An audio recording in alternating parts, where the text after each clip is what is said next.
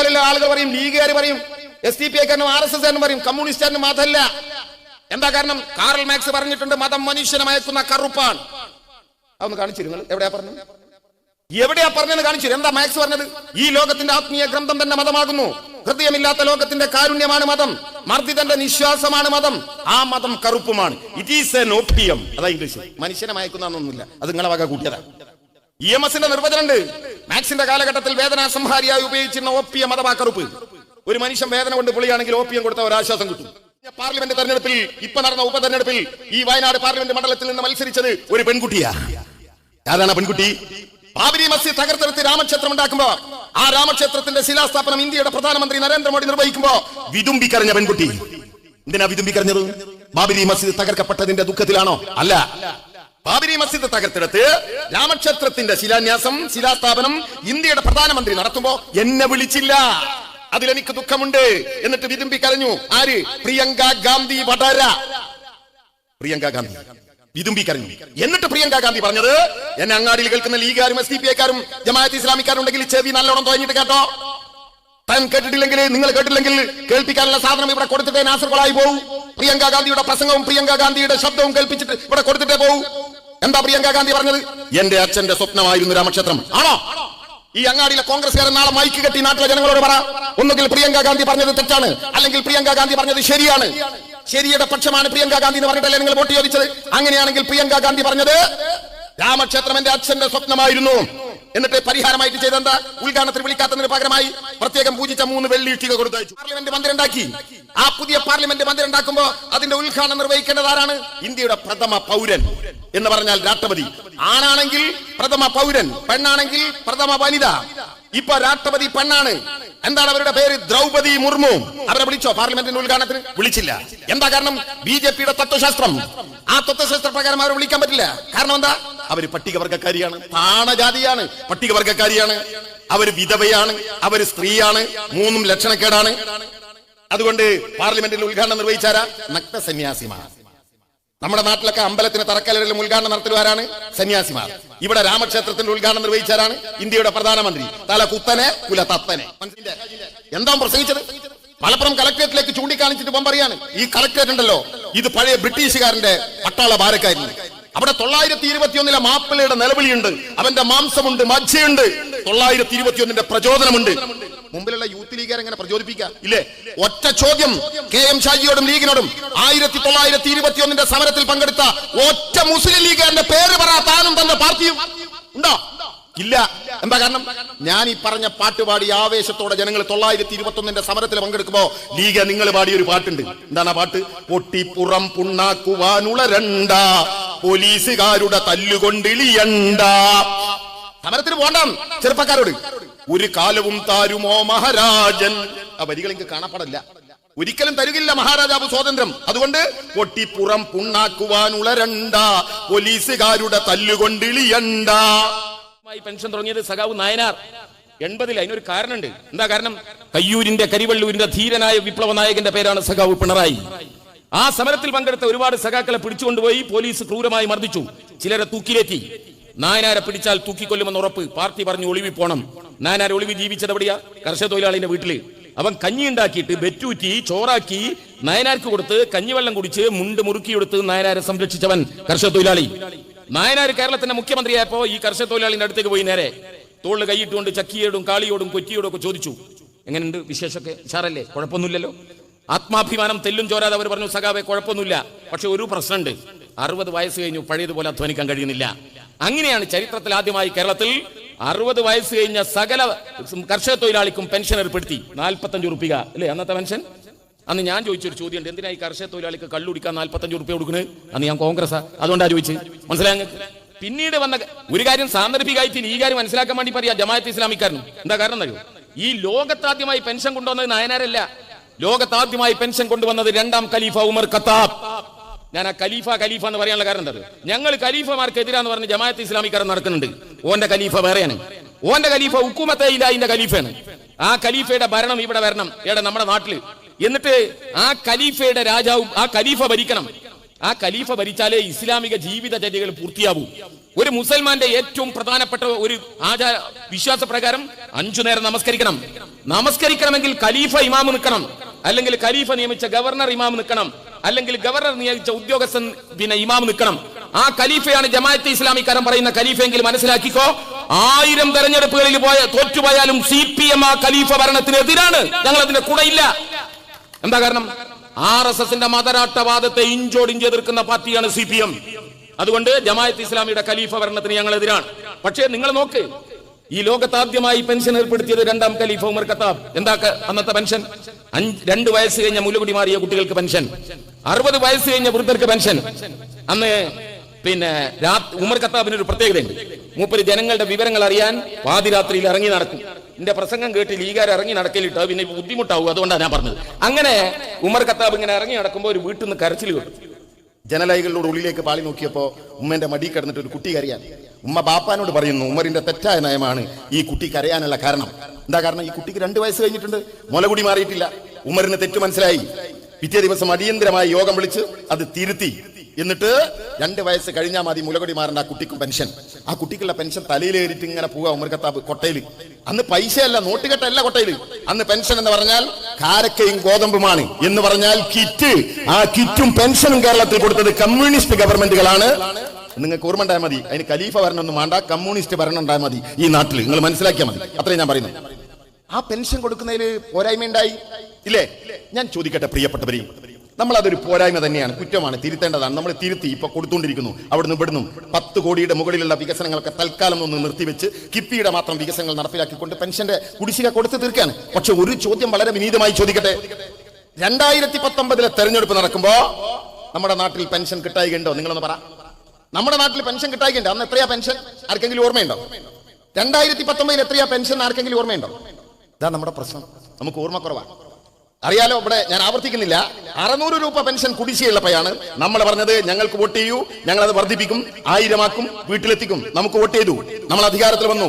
May അവസാനത്തിൽ June July August 3 മാസം, 3 × 30 90, അതിലൊരു മാസം 31 91, സെപ്റ്റംബർ 10 ഓണം 9 91 9 100, LDFന്റെ 100ാം ദിവസം കൊടുത്തില്ല സകല മനുഷ്യർക്കും, കിട്ടിയില്ല സകല പേർക്കും.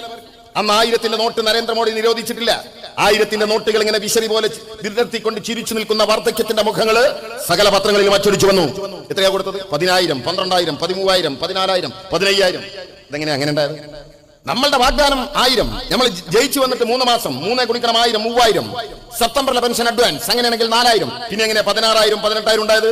UDFന്റെ 18 മാസത്തെ കുടിശ്ശിക അടക്കം കൊടുത്തു തീർത്തു. അങ്ങനെയാ ഉണ്ടായത് ഇല്ലേ? പിന്നീട് ഞാൻ ചോദിക്കട്ടെ, പെൻഷൻ വാങ്ങുന്ന വാർദ്ധക്യങ്ങൾ ഇവിടെ ഇരിക്കുന്നില്ലേ? നിങ്ങൾ ആരെങ്കിലും പറഞ്ഞോ പെൻഷൻ പോരാ കൂട്ടണമെന്ന്? ലീഗ് ഉണ്ടല്ലോ, കോൺഗ്രസ് ഉണ്ടല്ലോ, BJP ഉണ്ടല്ലോ, സകല രാഷ്ട്രീയ എതിരാളികളുണ്ടല്ലോ. നിങ്ങൾ ആരെങ്കിലും സമരം ചെയ്തോ? നിങ്ങൾ ആരെങ്കിലും ആവശ്യപ്പെട്ടോ പെൻഷൻ 1000 പോരാ വർദ്ധിപ്പിക്കണമെന്ന്? ഒരാളും ആവശ്യപ്പെടാതെ, ഒരാളും പരാതിപ്പെടാതെ 1000 1100 ആക്കി, 200 ആക്കി, 300 ആക്കി, 400 ആക്കി, 500 ആക്കി, ഇപ്പൊ 1600. എന്നാൽ 2019 തെരഞ്ഞെടുപ്പ് അടക്കം 1600 ഉണ്ടോ? ഇല്ല. എത്രയാണ്? എനിക്ക് ഓർമ്മയുണ്ട്, 1400. ഒറ്റ ചോദ്യം, ഒരു നയാ പൈസ മുടങ്ങിയോ? നിങ്ങൾ നെഞ്ചത്ത് കൈവച്ച് പറ, എന്നെ കേൾക്കുന്നവർ.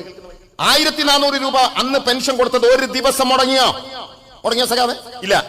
അപ്പൊ തെരഞ്ഞെടുപ്പ് വന്നു. നമുക്ക് എത്ര സീറ്റാ?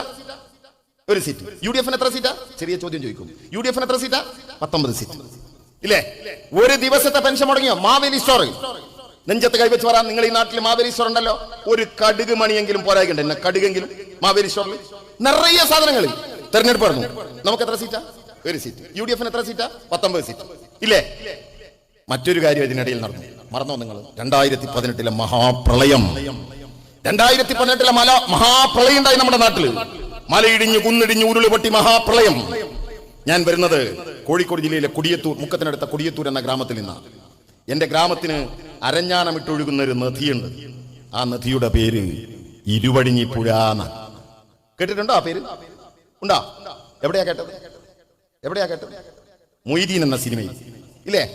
ഇരുവഴിഞ്ഞിപ്പുഴ അറബിക്കടലിലുള്ളതാണെങ്കിൽ കാഞ്ചന മൊയ്തീനുള്ളതാണ്. പ്രണയലോകത്തിന് ഇരുവഴിഞ്ഞിപ്പുഴ എന്നൊരു പേര് കൊടുത്തു നമ്മള്. 1982 ജൂലൈ മാസം 15-ാം തീയതി രാവിലെ 8:15 എന്റെ വീടിന്റെ വെളിപ്പാടകലുള്ള ഇരുവഴിഞ്ഞിപ്പുഴയിലെ തെയ്യത്തും കടവിൽ തോണി മറിഞ്ഞപ്പോ നിരവധി ജീവനുകളെ രക്ഷപ്പെടുത്തിയ മൊയ്തീൻ പിന്നെയും ജീവനുകളെ രക്ഷപ്പെടുത്താൻ ഇരുവഴിഞ്ഞിടായങ്ങളിലേക്ക് തിരിഞ്ഞു നോക്കാതെ നടന്നുപോയപ്പോ മുക്കത്തിന്റെ പ്രണയക്കടവിൽ കാഞ്ചന തനിച്ചായി പോയി. എന്റെ ഉമ്മയുടെ അനിയത്തിയുടെ മകനാണ് മൊയ്തീൻ എന്നതുകൊണ്ട് അന്ന് മുതൽ കാഞ്ചന എനിക്ക് ഏടത്തിയമ്മയാ. ആ ഇരുവഴിഞ്ഞിപ്പുഴയിൽ നിന്ന് വിളിപ്പാട് അകലെയുള്ള 84 വർഷത്തെ പഴക്കമുള്ള എന്റെ വീടിന്റെ തറവാട് മുറ്റത്തേക്ക് 2018 പ്രളയം ഇരമ്പിയാർത്തു വന്നു. ഇരുവഴിഞ്ഞിപ്പുഴ എന്റെ മുറ്റത്ത് നിന്ന് ഇരുവഴിഞ്ഞിപ്പുഴ അകത്തേക്ക് നോക്കി തത്തിക്കളിച്ചപ്പോ ഇരുവഴിഞ്ഞിപ്പുഴയോട് ഞാൻ പറഞ്ഞു, എന്റെ വീട്ടിലേക്ക് കയറാനുള്ള ധൈര്യമൊന്നും നിനക്കില്ല. മഹാഭാഗ്യം, ഇരുവഴിഞ്ഞിപ്പുഴ തിരിച്ചിറങ്ങിപ്പോയി. എന്നാൽ 2019 മലയിടിഞ്ഞ് കുന്നിടിഞ്ഞ് പൂർവാധികം ശക്തിയോടെ ഇരുവഴിഞ്ഞിപ്പുഴ ഇരമ്പിയാർത്തു വന്നപ്പോ എന്റെ വീടിനകത്ത് മുട്ടിന് വെള്ളം. നാസർ കൊളായി എന്ന് പറഞ്ഞാൽ നിങ്ങൾക്ക് മനസ്സിലാവില്ല എന്താ സംഭവിച്ചിട്ടുണ്ടാകാം ഇല്ലേ? എന്നാൽ 2020-ലും 2021-ലും 2022-ലും 2023-ലും ഒന്നും ഇരുവഴിഞ്ഞും പെരിയാറും ചാലിയാറും പമ്പയാറും ഒന്നും കരകവിഞ്ഞില്ല. പല വീടുകളുടെയും മുറ്റത്ത് വന്ന് അകത്തേക്ക് നോക്കി തത്തിക്കളിച്ച് ആറുകളും പുഴകളും നദികളും തിരിച്ചിറങ്ങാൻ തുടങ്ങിയപ്പോ വീട്ടുകാര് സങ്കടത്തോടെ പുഴയോടും നദിയോടും ആറിനോടും പറഞ്ഞത് എന്താണെന്നറിയോ? ഒന്ന് കേറിപ്പോണേൻ വീട്ടിലേക്ക്. എന്താ കാരണം അറിയാം? ശൗക്കത്തലിയൊക്കെ അറിയാം. പുഴയുടെ വക്കിന് താമസിക്കുന്നവന് കാരണം അറിയാം. എന്താ കാരണം? വീട്ടിനകത്തേക്ക് വെള്ളം ഒന്ന് കയറി ഇറങ്ങിയാൽ 10,000 കിട്ടിയാ കൈബന്ധിച്ചാൽ കിട്ടിയോ? ഇല്ല, നിങ്ങൾ വിളിക്കുക. എന്റെ നാട്ടിൽ കൊടിയത്തൂര് ഇപ്പൊ മിനിറ്റുകൾ കൊണ്ട് ഉത്തരം കിട്ടും. 182 വീട് ഇരുവഴിഞ്ഞിപ്പുഴയുടെ തീരത്തിന്റെ വാർഡിൽ മാത്രം 182 ഗുണിക്കണം 10,000. നിങ്ങൾ നോക്ക്. കേരളത്തിൽ ലക്ഷക്കണക്കിന് വീടുകളിൽ വെള്ളം കയറി. ഗുണിക്കണം 10,000. നിങ്ങൾ നോക്ക്. വെള്ളം കയറി നിങ്ങളുടെ വീട് തകർന്നു പോയോ? 4 ലക്ഷം. പറമ്പട കൊലിച്ചു പോയോ? 6 ലക്ഷം. പാതി തകർന്നോ? 2 ലക്ഷം. കേരളത്തിലെ ലക്ഷക്കണക്കിന് മനുഷ്യർക്ക് കോടിക്കണക്കിന് രൂപ ഈ ഗവൺമെന്റ് കൊടുത്തില്ലേ? നിങ്ങൾ നോക്കി. 2018 വെള്ളം കയറാത്ത വീട്ടുകാർക്ക് വേറെ സാധനം കിട്ടിയെന്ന് ഓർമ്മ ഉണ്ടോ? എന്താ കിട്ടിയെന്ന്? കിട്ടീനോ? ഏടെ ഓർമ്മ വേണ്ടേ? ഈ ഓർമ്മക്കുറവാണ് നമ്മുടെ പ്രശ്നം. നിങ്ങൾക്കൊക്കെ റേഷൻ കാർഡ് ഉണ്ടോ? ഉണ്ട്. കേരളത്തിലെ സകല റേഷൻ കാർഡ് ഉടമകൾക്കും കിറ്റ് കൊടുത്തു. കിട്ടിയോ? ഇപ്പൊ നിങ്ങൾക്ക് ഓർമ്മയില്ലേ? കേരളത്തിലെ സകല റേഷൻ കാർഡ് ഉടമകൾക്കും ആ പ്രളയകാലത്ത് കിറ്റ് കൊടുത്തു. ആ കിറ്റിൽ എത്ര ഐറ്റം ഉണ്ടായിരുന്നു ഓർമ്മ? കിറ്റ് തന്നെ ഓർമ്മല്ല, പിന്നെ ഐറ്റം 16 ഐറ്റം. 16ാമത്തെ ഐറ്റം എന്താ? തീപ്പെട്ടി. 15ാമത്തെ ഐറ്റം എന്താ? മെഴുകുതിരി. എന്തിനാണ്? മധ്യ കേരളത്തിലെ 4800 ട്രാൻസ്ഫോമറുകൾ കത്തിപ്പോയി, കറണ്ടില്ല. ഞങ്ങളുടെയൊക്കെ നാട്ടിൽ വെള്ളം കയറി ഇറങ്ങിയ വീട്ടിൽ സ്വിച്ചിട്ട് അടിയും വെള്ളം കയറിയതാണ്, ഷോർട്ടായി പോവും ഇല്ലേ? ഒരു ഗവൺമെന്റിന്റെ കരുതലോക്കങ്ങൾ.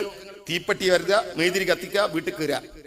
പ്രളയമൊക്കെ ഇറങ്ങിപ്പോയി. ഒരു മാസം കഴിഞ്ഞപ്പോ എന്റെ കൊടിയത്തൂരങ്ങാടിയിൽ മുസ്ലിം ലീഗിന്റെ വമ്പിച്ച പൊതുയോഗം. ജില്ലാ നേതാവ് എന്നിട്ട് പ്രസംഗിച്ചാന്തറിയോ? എനിക്ക് കിട്ടിയ കിറ്റിൽ തീപ്പെട്ടിയില്ല, ബാക്കിയൊക്കെ ഉണ്ട്. അരിയുണ്ട്, കൊത്തമ്പാലുണ്ട്, മേത്തേക്കണ സോപ്പുണ്ട്, അലക്കണ സോപ്പുണ്ട്. ഓന് തീപ്പെട്ടി കിട്ടാത്ത കുഴപ്പ. ഒരു തീപ്പെട്ടി കൊള്ളി കൊടുത്തു നോക്കിയിട്ടുണ്ട്? അതിന് മുമ്പ് കൊടുത്തു നോക്കിയിട്ടുണ്ടോ? അങ്ങനെ നമ്മളെല്ലാം കൊടുത്തു. തെരഞ്ഞെടുപ്പ് കഴിഞ്ഞു. നമുക്ക് എത്ര സീറ്റാ സഖാവേ? 1 സീറ്റ്. UDF-ന് എത്ര സീറ്റാ? 19 സീറ്റ്. ഞാൻ ആരെയും കുറ്റപ്പെടുത്തില്ല. നിങ്ങൾ നോക്ക്. ഇപ്പൊ ഈ അന്ന് നമ്മൾ ജയിച്ചത് ആലപ്പുഴയിൽ ആരിഫ് 1000 വോട്ടിന്. ഇപ്പൊ നമ്മൾ രാധാകൃഷ്ണൻ ജയിച്ചത് 20,000 വോട്ടിന്. ജോയി സഖാവ് തോറ്റത് 600 വോട്ടിന് ഇല്ലേ? എന്നിട്ട് പറയാണ് ഇനി ഒരിക്കലും നമ്മൾ ഉണ്ടാവില്ല. എന്റെ പ്രിയപ്പെട്ടവരെ, നിങ്ങൾ മനസ്സിലാക്കണം. ഞാൻ വിശദീകരണത്തിൽ കിടക്കുന്നില്ല, ചുരുക്ക. നിങ്ങളൊക്കെ നാട്ടിറങ്ങി കാണാൻ നിൽക്കുകയാണെന്ന് എനിക്കറിയാം. അതുകൊണ്ട് ചുരുക്ക. നിങ്ങൾ നോക്ക്.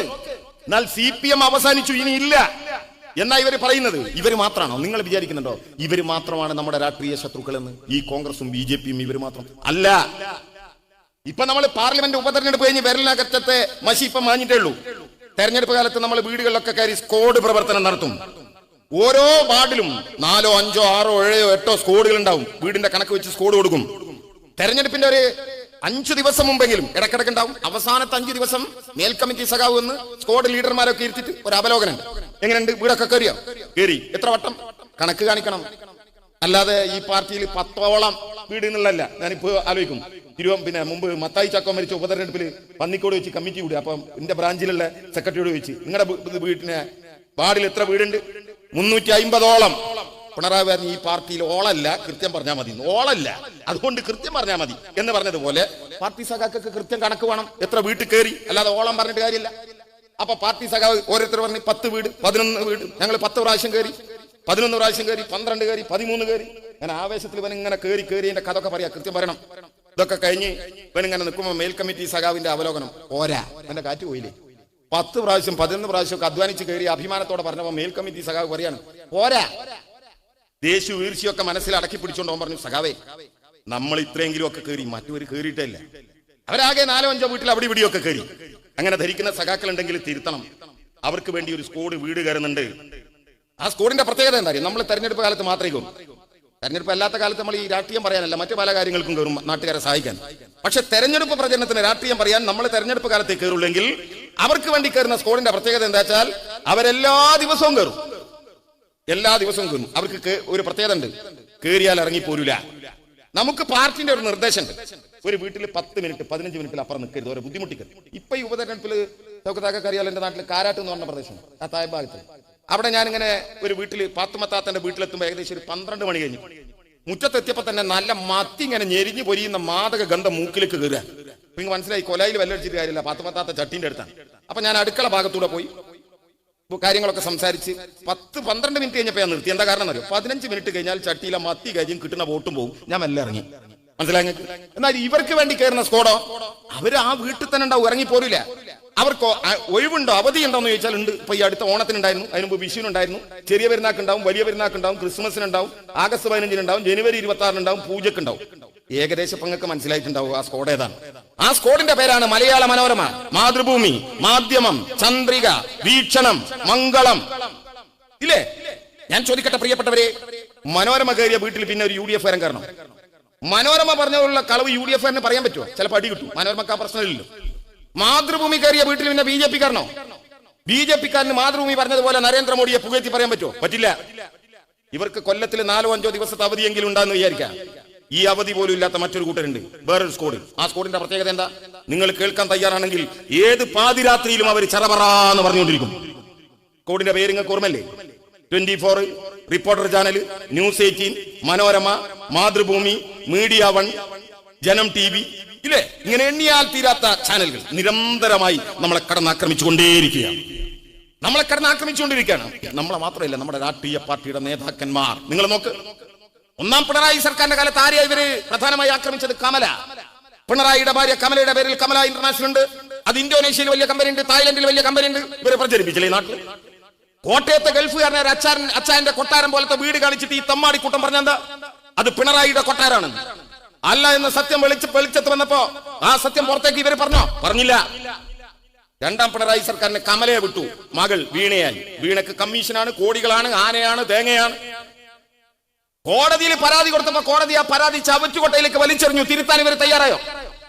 എന്റെ പ്രിയപ്പെട്ടവരെ, 3 ആഴ്ച മുമ്പ് ആലപ്പുഴ ജില്ലയിലെ ചേർത്തലയിൽ ഒരു ലോക്കൽ സമ്മേളനത്തിൽ പങ്കെടുക്കാൻ പോയി. ഞാൻ ഒരു ഒഴിഞ്ഞ വയലിലെ സമ്മേളനം. ഞാൻ ആ സമ്മേളന നഗരിയിലേക്ക് കടന്നപ്പോ കറുത്തു കുറുതായ ഒരു മനുഷ്യനെ കണ്ടു. ഓടിച്ചെന്ന് കെട്ടിപ്പിടിച്ച് നെഞ്ചോട് ചേർത്തി ഞാൻ ആ മനുഷ്യനെ. ഇവിടെ വന്നിട്ടുണ്ട് ഈ അരീക്കോട് മണ്ഡലത്തിൽ. മറന്നോ നിങ്ങൾ അയാളെ? ആ കറുത്ത കുറിയ മനുഷ്യനെ, ഓമനക്കുട്ടനെ മറന്നോ നിങ്ങൾ? ഒരു പ്രളയകാലത്ത് കുന്നിൻ മുകളിൽ അഭയാർത്ഥി ക്യാമ്പിലേക്ക് ഭക്ഷണം വാങ്ങി വരിക ഓട്ടോറിക്ഷക്ക് കൊടുക്കാനുള്ള 70 രൂപ പോരായിട്ടുണ്ട്. തനിക്ക് പരിചയമുള്ള അമ്മച്ചിമാരും ഉമ്മച്ചിമാരും ഒക്കെ ഉണ്ട്. അവരോട് ചോദിച്ചു, നിങ്ങളുടെ കയ്യിൽ 5-10 ഉണ്ടോ? അവര് കോന്തലക്കെട്ടയച്ച് 5-10 ഒക്കെ ഓമനക്കുട്ടന്റെ കൈ കൊടുത്തു. ഒരു ദുട്ടൻ ഇത് ഫോട്ടോ എടുത്തു. പിറ്റേ ദിവസം മുതൽ നമ്മൾ കണ്ടതെന്താ? ഓമനക്കുട്ടനെ കള്ളനാക്കി. ഇല്ലേ? ദുരിതാശ്വാസ ക്യാമ്പിൽ കൈക്കൂലി വാങ്ങുന്ന കള്ളനാക്കി ഓമനക്കുട്ടനെ ചിത്രീകരിച്ചു. പ്രിയപ്പെട്ടവരെ, നിങ്ങൾ അറിയണം, ആ ഓമനക്കുട്ടന് ഒരു മകളുണ്ട്. അവള് MBBS പഠിക്കുക. അവള് തെരുവിലൂടെ പഠിക്കാൻ പോകുമ്പോ അവളെ വിളിച്ച പേരെന്താ അറിയോ? കള്ളന്റെ മകൾ. ഓമനക്കുട്ടനും മകളും കമ്മ്യൂണിസ്റ്റുകാരായതുകൊണ്ട് ആത്മഹത്യ ചെയ്തില്ല. ഇല്ലേ? നമ്മുടെ നേതാക്കന്മാര് മരിച്ചാല് ഇവര് വെറുതെ വിടും എന്ന് നിങ്ങൾക്ക് തോന്നുന്നുണ്ടോ? ഇല്ല. നിങ്ങൾ നോക്ക്, സഖാവ് ഇതാ ഇവിടെയുണ്ട് ചിരിച്ചുകൊണ്ട്. സഖാവ് കോടിയേരിയുടെ മരണം ഇപ്പോഴും മനസ്സുകൊണ്ട് അംഗീകരിക്കാൻ പറ്റിയിട്ടുണ്ടോ? നമുക്കിടയിൽ എവിടെയോ സഖാവ് ജീവിച്ചിരിപ്പുണ്ട് എന്ന് വിശ്വസിക്കാനല്ലേ നമുക്കിഷ്ടം? ഞാൻ ഇപ്പോഴും ഓർക്കുന്നു, 2021 ഒക്ടോബർ മാസം 1-ാം തീയതി ഞാനന്ന് കൊടുങ്ങല്ലൂരില്ല. RSSകാർ അറുങ്കൊല ചെയ്ത നമ്മുടെ ഒരു സഖാവിന്റെ ഓർമ്മ ദിനത്തിൽ പങ്കെടുക്കാൻ പോയി. പരിപാടിയൊക്കെ കഴിഞ്ഞ് കൊടുങ്ങല്ലൂർ അങ്ങാടിയിലെ ചായപ്പീടിയിൽ ഇരുന്ന് ചായ കുടിച്ചുകൊണ്ടിരിക്കുമ്പോൾ പല കാര്യങ്ങൾ പറയുന്ന കൂട്ടത്തിൽ സഖാക്കളിൽ ആരോ കോടിയേരിയുടെ ആരോഗ്യസ്ഥിതിയെക്കുറിച്ച് ആശങ്കയോടെ സംസാരിച്ചു. ഞാൻ ആ സഖാവിനോട് പറഞ്ഞു, ഭയപ്പെടേണ്ട, സഖാവ് പൂർണ്ണ ആരോഗ്യവാനായി തിരിച്ചു വരും. ഞാനത് വെറുതെ പറഞ്ഞല്ല. 4-5 ദിവസം മുമ്പ് ചെന്നൈയിലുള്ള ബിനീഷ് കോടിയേരിയുമായി ഫോണിൽ സംസാരിച്ചതിന്റെ ഒരു ബലത്തിലാണ് ഞാൻ അവരോട് ആശ്വാസവാചകം പറഞ്ഞത്. ഞാൻ അവരോട് സംസാരിച്ച് ചായയൊക്കെ കുടി കഴിഞ്ഞ് ഞാൻ അവിടുന്ന് കാറിൽ നാട്ടിലേക്ക് യാത്ര തിരിച്ച് ഒരു 15 മിനിറ്റ് കഴിഞ്ഞു കാണും. കൊടുങ്ങല്ലൂരിലെ സഖാക്കൾ എന്നെ വിളിച്ചിട്ട് പറഞ്ഞു, സഖാവേ, കോടിയേരി യാത്ര പോയി. പ്രിയപ്പെട്ടവരെ, നിങ്ങളെയൊക്കെ പോലെ ആ വാർത്ത വിശ്വസിക്കാൻ വല്ലാത്ത പ്രയാസമുണ്ടായി. ഞാനാണെങ്കിൽ കാറിലാണ്. ദൃശ്യമാധ്യമങ്ങളിൽ ടെലിവിഷനും ഒന്നും കാണാൻ നിവൃത്തിയില്ല. കയ്യിലുള്ള മൊബൈലിൽ വരുന്ന സന്ദേശങ്ങൾ മാത്രം. അപ്പോഴാണ് എന്റെ മൊബൈൽ ഫോണിലേക്ക് ഒരു സന്ദേശം വന്നത്. എന്റെ മൊബൈലിലേക്ക് മാത്രമല്ല, നിങ്ങളുടെ ഒക്കെ മൊബൈലിലേക്ക് ആ സന്ദേശം വന്നു. അത് കേരളത്തിന്റെ പ്രിയപ്പെട്ട മുഖ്യമന്ത്രി സഖാവ് പിണറായിയുടെ സന്ദേശമായിരുന്നു. അതിങ്ങനെയായിരുന്നു: ഒരു കൂടപ്പിറപ്പിനെ പോലെ അല്ല, എന്റെ ഒരു കൂടപ്പിറപ്പിനെയാണ് എനിക്ക് നഷ്ടപ്പെട്ടിട്ടുള്ളത്. സഖാക്കളെ നമ്മൾ കണ്ടില്ലേ, പിറ്റേ ദിവസം ചെന്നൈയിൽ നിന്ന് സഖാവ് കോടിയേരിയുടെ മൃതശരീരം എത്തിയ ഉച്ചക്ക് 2 മണി മുതൽ രാത്രി 9 മണി വരെ 7 മണിക്കൂർ തലശ്ശേരി മുനിസിപ്പൽ ഓഡിറ്റോറിയത്തിൽ തന്റെ പ്രിയപ്പെട്ട സഖാവിന്റെ നിശ്ചലമായ ശരീരത്തിനരികിൽ കണ്ണിമ ചിമ്പാതെ സഖാവ് പിണറായി ഉണ്ടായിരുന്നു. മാസ്ക് കൊണ്ട് പാതി മറച്ച ആ മുഖത്ത് ഒരു കണ്ണീരിന്റെ കടലിരമ്പമുണ്ടായിരുന്നു. പിറ്റേ ദിവസം കണ്ണൂരിലെ പാർട്ടി ഓഫീസിന്റെ മുറ്റത്ത് സഖാവ് കോടിയേരിയുടെ മൃതശരീരം അന്ത്യദർശനത്തിന് വെച്ചപ്പോ അവിടെയും സഖാവ് പിണറായി ഉണ്ടായിരുന്നു. ഒരുപാട് സമരപഥങ്ങളിലൂടെ അവർ ഒരുമിച്ച് നടന്നുപോയ കണ്ണൂരിന്റെ തെരുവീതിയിലൂടെ നട്ടുച്ചയുടെ പൊരിവെയിലത്ത് തന്റെ പ്രിയപ്പെട്ട സഖാവിന്റെ അവസാന യാത്രയുടെ മുമ്പിലും സഖാവ് പിണറായി ഉണ്ടായിരുന്നു. പയ്യാമ്പലം കടപ്പുറത്തേക്ക് ആ യാത്ര കടക്കുമ്പോ തന്റെ പ്രിയപ്പെട്ട സഖാവിന്റെ മൃതശരീരം തോളിലേറ്റി അത് ചിതയിൽ വെച്ച് ആ ചിതക്ക് തീക്കൊളുത്തി തൊട്ടടുത്ത പ്രസംഗ വേദിയിലേക്ക് വന്ന് മൈക്കിന് മുമ്പിൽ നിന്ന് അനുശോചനം നടത്തുന്നതിന് വേണ്ടി ഞാൻ എന്തു പറയും, ഞാൻ എങ്ങനെ തുടങ്ങും, ഞാൻ എവിടെ അവസാനിപ്പിക്കുമെന്ന് എനിക്ക് അറിഞ്ഞുകൂടാ എന്ന 3 വാക്കുകളിൽ കണ്ണീരിൽ കുതിർന്ന ആ പ്രസംഗം അവസാനിച്ചപ്പോ കണ്ണു നിറയാത്ത കമ്മ്യൂണിസ്റ്റുകാരെന്ന് കേരളത്തിൽ ഉണ്ടായിരുന്നു എന്ന് എനിക്ക് തോന്നുന്നില്ല. കേരളത്തിലെ സകല ദൃശ്യമാധ്യമങ്ങളും ആ കാഴ്ച നമുക്ക് കാണിച്ചു തന്നു. പിറ്റേ ദിവസം പുറത്തിറങ്ങിയ സകല പത്രങ്ങളും വാഗ്മയ ചിത്രങ്ങളിലൂടെ അത് നമ്മുടെ മുമ്പിൽ പുനരവതരിപ്പിച്ചു. പക്ഷെ സഖാക്കളെ നിങ്ങൾ കണ്ടോ? അതിന്റെ നേരെ പിറ്റേ ദിവസം ഒക്ടോബർ മാസം 4-ാം തീയതി മാറ്റിവെക്കപ്പെട്ട അനിവാര്യമായ വിദേശയാത്രയ്ക്ക് വേണ്ടി സഖാവ് പിണറായി പുറപ്പെട്ടപ്പോ ഇതേ വാർത്താ മാധ്യമങ്ങള് എന്താ പറഞ്ഞത്? രാഷ്ട്രീയ എതിരാളികൾ എന്തായി നാട്ടിൽ പ്രചരിപ്പിച്ചത്? ഇന്നലെ പയ്യാമ്പലം കടപ്പുറത്ത് സഖാവ് പിണറായി മുതലക്കണ്ണീരൊഴുക്കുകയായിരുന്നു. ഇന്ന് വിദേശത്തേക്ക് ടൂർ പോവുകയാ എന്ന് അവർ പ്രചരിപ്പിച്ചത്. അങ്ങനെ പറഞ്ഞവരോട് നമുക്ക് ഒന്നേ പറയാനുള്ളൂ: പയ്യാമ്പലം കടപ്പുറത്ത് കണ്ണീരൊഴുക്കിയത് സഖാവ് പിണറായി വിജയനാണ്. പിറ്റേ ദിവസം വിദേശത്തേക്ക് അനിവാര്യമായ യാത്ര പോയത് കേരളത്തിന്റെ മുഖ്യമന്ത്രി പിണറായി വിജയനാണ്. അതൊരു സർക്കാരിന്റെ ഭാഗമാണ്. അതിന് നിശ്ചലമാകാൻ കഴിയില്ല. ഒരു യന്ത്രം പോലെ അതിന് പ്രവർത്തിച്ചുകൊണ്ടേയിരിക്കണം. മാത്രമല്ല, സഖാവ് പിണറായി ഒരു കമ്മ്യൂണിസ്റ്റുകാരനാണ്. ഒരു കമ്മ്യൂണിസ്റ്റുകാരന് കരഞ്ഞു നിൽക്കാൻ നേരമില്ല. കരയാൻ തീരുമാനിച്ച പിന്നെ കമ്മ്യൂണിസ്റ്റുകാരന് കരയാനേ നേരം കിട്ടൂ. ഇവരെ ആരോപണം ഉന്നയിച്ച ദിവസമുണ്ടല്ലോ, ഒക്ടോബർ 4. അതിനൊരു പ്രത്യേകതയുണ്ട്. ഡിവൈഎഫ്ഐയുടെ സഖാക്കൾക്ക് ചിലപ്പോൾ അത് ഓർമ്മ കാണും. ഇതുപോലെ ഒരു ഒക്ടോബർ 4-ാണ് തൃശൂർ ജില്ലയിലെ ഡിവൈഎഫ്ഐയുടെ നേതാവായിരുന്ന സഖാവ് PU സനൂപ് കൊല്ലപ്പെട്ടത്. സഖാവ് കൊല്ലപ്പെട്ടതിന്റെ പിറ്റേ ദിവസം ഇറങ്ങിയ ദേശാഭിമാനി പത്രത്തിലൂടെയാണ് സഖാവിനെ കുറിച്ച് നമ്മൾ വായിച്ചറിയുന്നത്. ഒരു ദരിദ്ര കുടുംബത്തിലാണ് സനൂപ് ജനിച്ചത്. ഒരു കോളനിയിൽ ജനിച്ചേറെ കഴിയുന്നതിന് മുമ്പ് അച്ഛനമ്മമാരെ നഷ്ടപ്പെട്ടു. അച്ഛമ്മയെ അവനെ വളർത്തിയത്. നാട്ടുകാരുടെ വീട്ടുകാരുടെ കണ്ണിലുണ്ണി തക്കുടു എന്ന സ്നേഹപ്പേരായിരുന്നു അവനെ നാട്ടുകാരും വീട്ടുകാരും വിളിച്ചിരുന്നു. തക്കുടു അങ്ങനെ വളർന്നു. ബാലസംഘത്തിലൂടെ, SFIയിലൂടെ ഡിവൈഎഫ്ഐയുടെ പ്രധാനപ്പെട്ട പ്രവർത്തകനായി മാറി. ഡിവൈഎഫ്ഐയുടെ നേതാവായി, CPMന്റെ പ്രധാനപ്പെട്ട പ്രവർത്തകനായി. കൊല്ലപ്പെടുന്ന ദിവസം സഖാവിൽ അർപ്പിതമായ ഒരു കടമയുണ്ട്. എന്താ കടമയറി നിങ്ങൾക്ക്? കേരളത്തിൽ ഡിവൈഎഫ്ഐയുടെ ഒരു പരിപാടിയുണ്ട്. കേരളത്തിലെ സകല മെഡിക്കൽ കോളേജുകളിലും താലൂക്ക് ആശുപത്രികളിലും ഉച്ചനേരത്ത് രോഗികൾക്ക് വിശക്കുമ്പോ, അവരുടെ കുട്ടിരിപ്പുകാർക്ക് വിശക്കുമ്പോ, വയറെരിയുമ്പോ മിഴി നിറയരുത്. കേരളത്തിലെ സകല മെഡിക്കൽ കോളേജുകളിലും 365 ദിവസവും മുടങ്ങാതെ പൊതിച്ചോറെത്തിക്കുന്ന യുവജന പ്രസ്ഥാനത്തിന്റെ പേരാണ് ഡിവൈഎഫ്ഐ.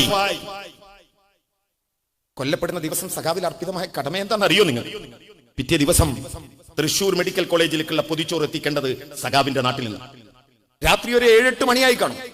നേരത്തെ പറഞ്ഞുറപ്പിച്ച സകല വീടുകളിലും കയറിയിറങ്ങി അമ്മമാരെ കണ്ട്, ഉമ്മമാരെ കണ്ട് പിറ്റേ ദിവസത്തെ പൊതിച്ചോറിന്റെ കാര്യം ഒന്നുകൂടി ഓർമ്മിപ്പിച്ച് വീട്ടിലേക്ക് തിരിച്ചു നടക്കുമ്പോഴാണ് RSSന്റെ കശ്മലന്മാർ സഖാവ് സനൂപിനെ വെട്ടി നുറുക്കിയത്. സഖാക്കളെ നിങ്ങൾ അറിയണം, അവനേൽപ്പിച്ച പൊതിച്ചോറുണ്ടല്ലോ, അത് കെട്ടിപ്പൊതിഞ്ഞ് തൃശൂർ മെഡിക്കൽ കോളേജിലേക്ക് കൊണ്ടുപോകുന്നതിന് മുമ്പ് അവന്റെ മൃതശരീരം കെട്ടിപ്പൊതിഞ്ഞ് തൃശൂർ മെഡിക്കൽ കോളേജിലേക്ക് കൊണ്ടുപോകേണ്ട ഗതികേട് ആ നാട്ടിലെ കമ്മ്യൂണിസ്റ്റുകാർക്കുണ്ടായി. പിറ്റേ ദിവസം അവനേൽപ്പിച്ച പൊതിച്ചോറുണ്ടല്ലോ, അത് ചൂടാറാതെ അവന്റെ പ്രിയപ്പെട്ട സഖാക്കള് തൃശൂർ മെഡിക്കൽ കോളേജിലെ രോഗികൾക്കും കൂട്ടിരിപ്പുകാർക്കും വിതരണം ചെയ്യുമ്പോ അതേ മെഡിക്കൽ കോളേജിന്റെ കോമ്പൗണ്ടിലെ മോർച്ചറിയിൽ തണുത്ത് മരവിച്ച് പോസ്റ്റ്മോർട്ടം കാത്ത് കിടക്കുക സഖാവ് സനു. അവന്റെ സഖാക്കൾ കരഞ്ഞോ? കരഞ്ഞില്ല. കരയാൻ അവർക്ക് നേരമില്ല. മരിക്കുന്നതിന് മുമ്പ്, കൊല്ലപ്പെടുന്നതിന് മുമ്പ് ഓൻ പറഞ്ഞിട്ടുണ്ട്, ഈ പൊതിച്ചോറ് ചൂടാറാതെ വിശക്കുന്ന വയറുകളിലേക്ക് എത്തിക്കണം. അതാ കമ്മ്യൂണിസ്റ്റുകാരൻ. മരിച്ചാലും മനുഷ്യന് വേണ്ടി ജീവിക്കുന്നവന്റെ പേരാണ് സഖാവ്. എത്ര പേർ പ്രിയപ്പെട്ടവരെ, അരീക്കോട് ഏരിയ സമ്മേളനത്തിന് ഈ നാടിന്റെ റോഡിനെ ചെങ്കടലാക്കി ആവേശത്തോടെ നിങ്ങൾ വിളിച്ച പല മുദ്രാവാക്യങ്ങളിൽ ഇന്നും ആ മുദ്രാവാക്യം നിങ്ങൾ വിളിച്ചു. എന്താ മുദ്രാവാക്യം? രക്തസാക്ഷി മരിക്കുന്നില്ല, ജീവിക്കുന്നു ഞങ്ങളിലൂടെ. ഒരു വരി കൂടി നിങ്ങൾ അതിന്റെ കൂടെ കൂട്ടിച്ചേർത്തു. അതിങ്ങനെയാണ്, നിങ്ങൾ ഉയർത്തിയ മുദ്രാവാക്യം ഞങ്ങൾ ഈ മണ്ണിൽ ശാശ്വതമാക്കും. ഒരു കമ്മ്യൂണിസ്റ്റുകാരനെ സംബന്ധിച്ചിടത്തോളം അതൊരു വെറും വാക്കല്ല, പോരടിച്ച് മരിച്ചു വീണ ധീര രക്തസാക്ഷികളോട് നൽകുന്ന പ്രതിജ്ഞയാണ്. ഇല്ലേ? ആ മുദ്രാവാക്യത്തിന് എന്തിനു വേണ്ടിയാണോ ഈ സഖാക്കൾ പോരടിച്ച് മരിച്ചത്? ജനാധിപത്യവും മതേതരത്വവും സംരക്ഷിക്കാൻ വേണ്ടി മരിച്ച പ്രിയപ്പെട്ട സഖാക്കൾ. ആ ജനാധിപത്യവും മതേതരത്വത്തിനും വലിയ ഭീഷണി ഉയർന്നുകൊണ്ടിരിക്കുന്ന ഒരു വർത്തമാന കാലഘട്ടത്തിലൂടെയാണ് പ്രിയപ്പെട്ടവര് ഞാൻ നിങ്ങളും പോകുന്നത്. സമയക്കുറവുകൊണ്ട് വിശദീകരണത്തിലേക്കൊന്നും ഞാൻ കിടക്കുന്നില്ല. ഇന്നത്തെ ദിവസം ഡിസംബർ 8 ഇന്നലെ ഡിസംബർ 7, മെയ്യാന്ന് ഡിസംബർ 6.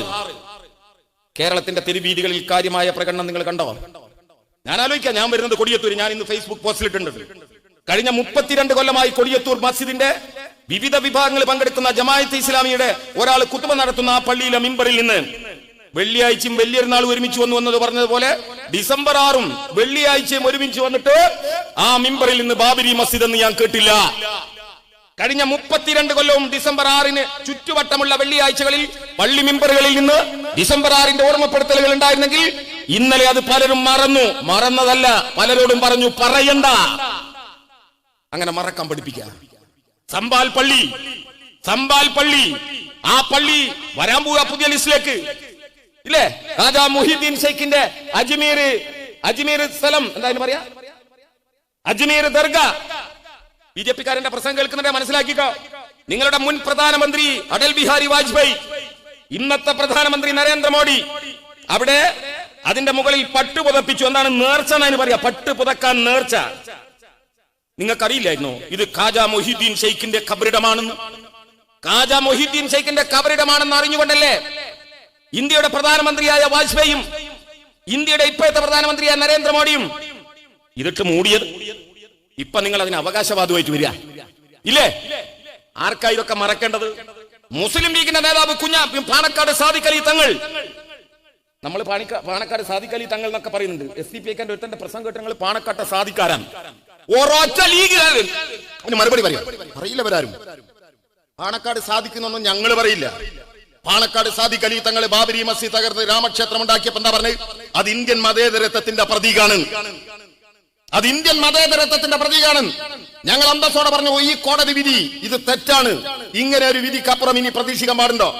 ആ സ്ഥലം പള്ളിയുടേതാണെന്ന് കോടതിക്ക് ഉറപ്പ്, അത് ക്ഷേത്രത്തിൻ്റെതല്ലാന്ന് കോടതിക്ക് ഉറപ്പ്. ഈ 2 വരിയും പറഞ്ഞിട്ട് ആ കോടതി പറയുന്നത്. പക്ഷേ അവിടെ അമ്പലം ഉണ്ടാക്കട്ടെ. ഏത് നീതിന്യായം? എന്ത് നീതിന്യായം? ഞങ്ങൾ അതിനെതിരെ ഇപ്പം പ്രതികരിച്ചുകൊണ്ടിരിക്കുക. കാരണം എന്താ അറിയോ? നിങ്ങൾ മനസ്സിലാക്കേണ്ടത്, ഡിസംബർ 6 ഞങ്ങളെ സംബന്ധിച്ചിടത്തോളം ബാബരി മസ്ജിദ് തകർക്കപ്പെട്ട ദിവസത്തിന്റെ ഓർമ്മ മാത്രമല്ല. മനിയാന്ന് ഡിസംബർ 6 ആ ഡിസംബർ 6 പ്രത്യേകത ഇന്ത്യയുടെ ഭരണഘടനാ ശില്പിയായ ഡോക്ടർ അംബേദ്കറിന്റെ 68ാം ഓർമ്മ ദിനമാണ്. ഇന്ത്യൻ ഭരണഘടനയുടെ 75ാം വർഷത്തിലൂടെയാണ് നമ്മൾ കടന്നു പോകുന്നത്.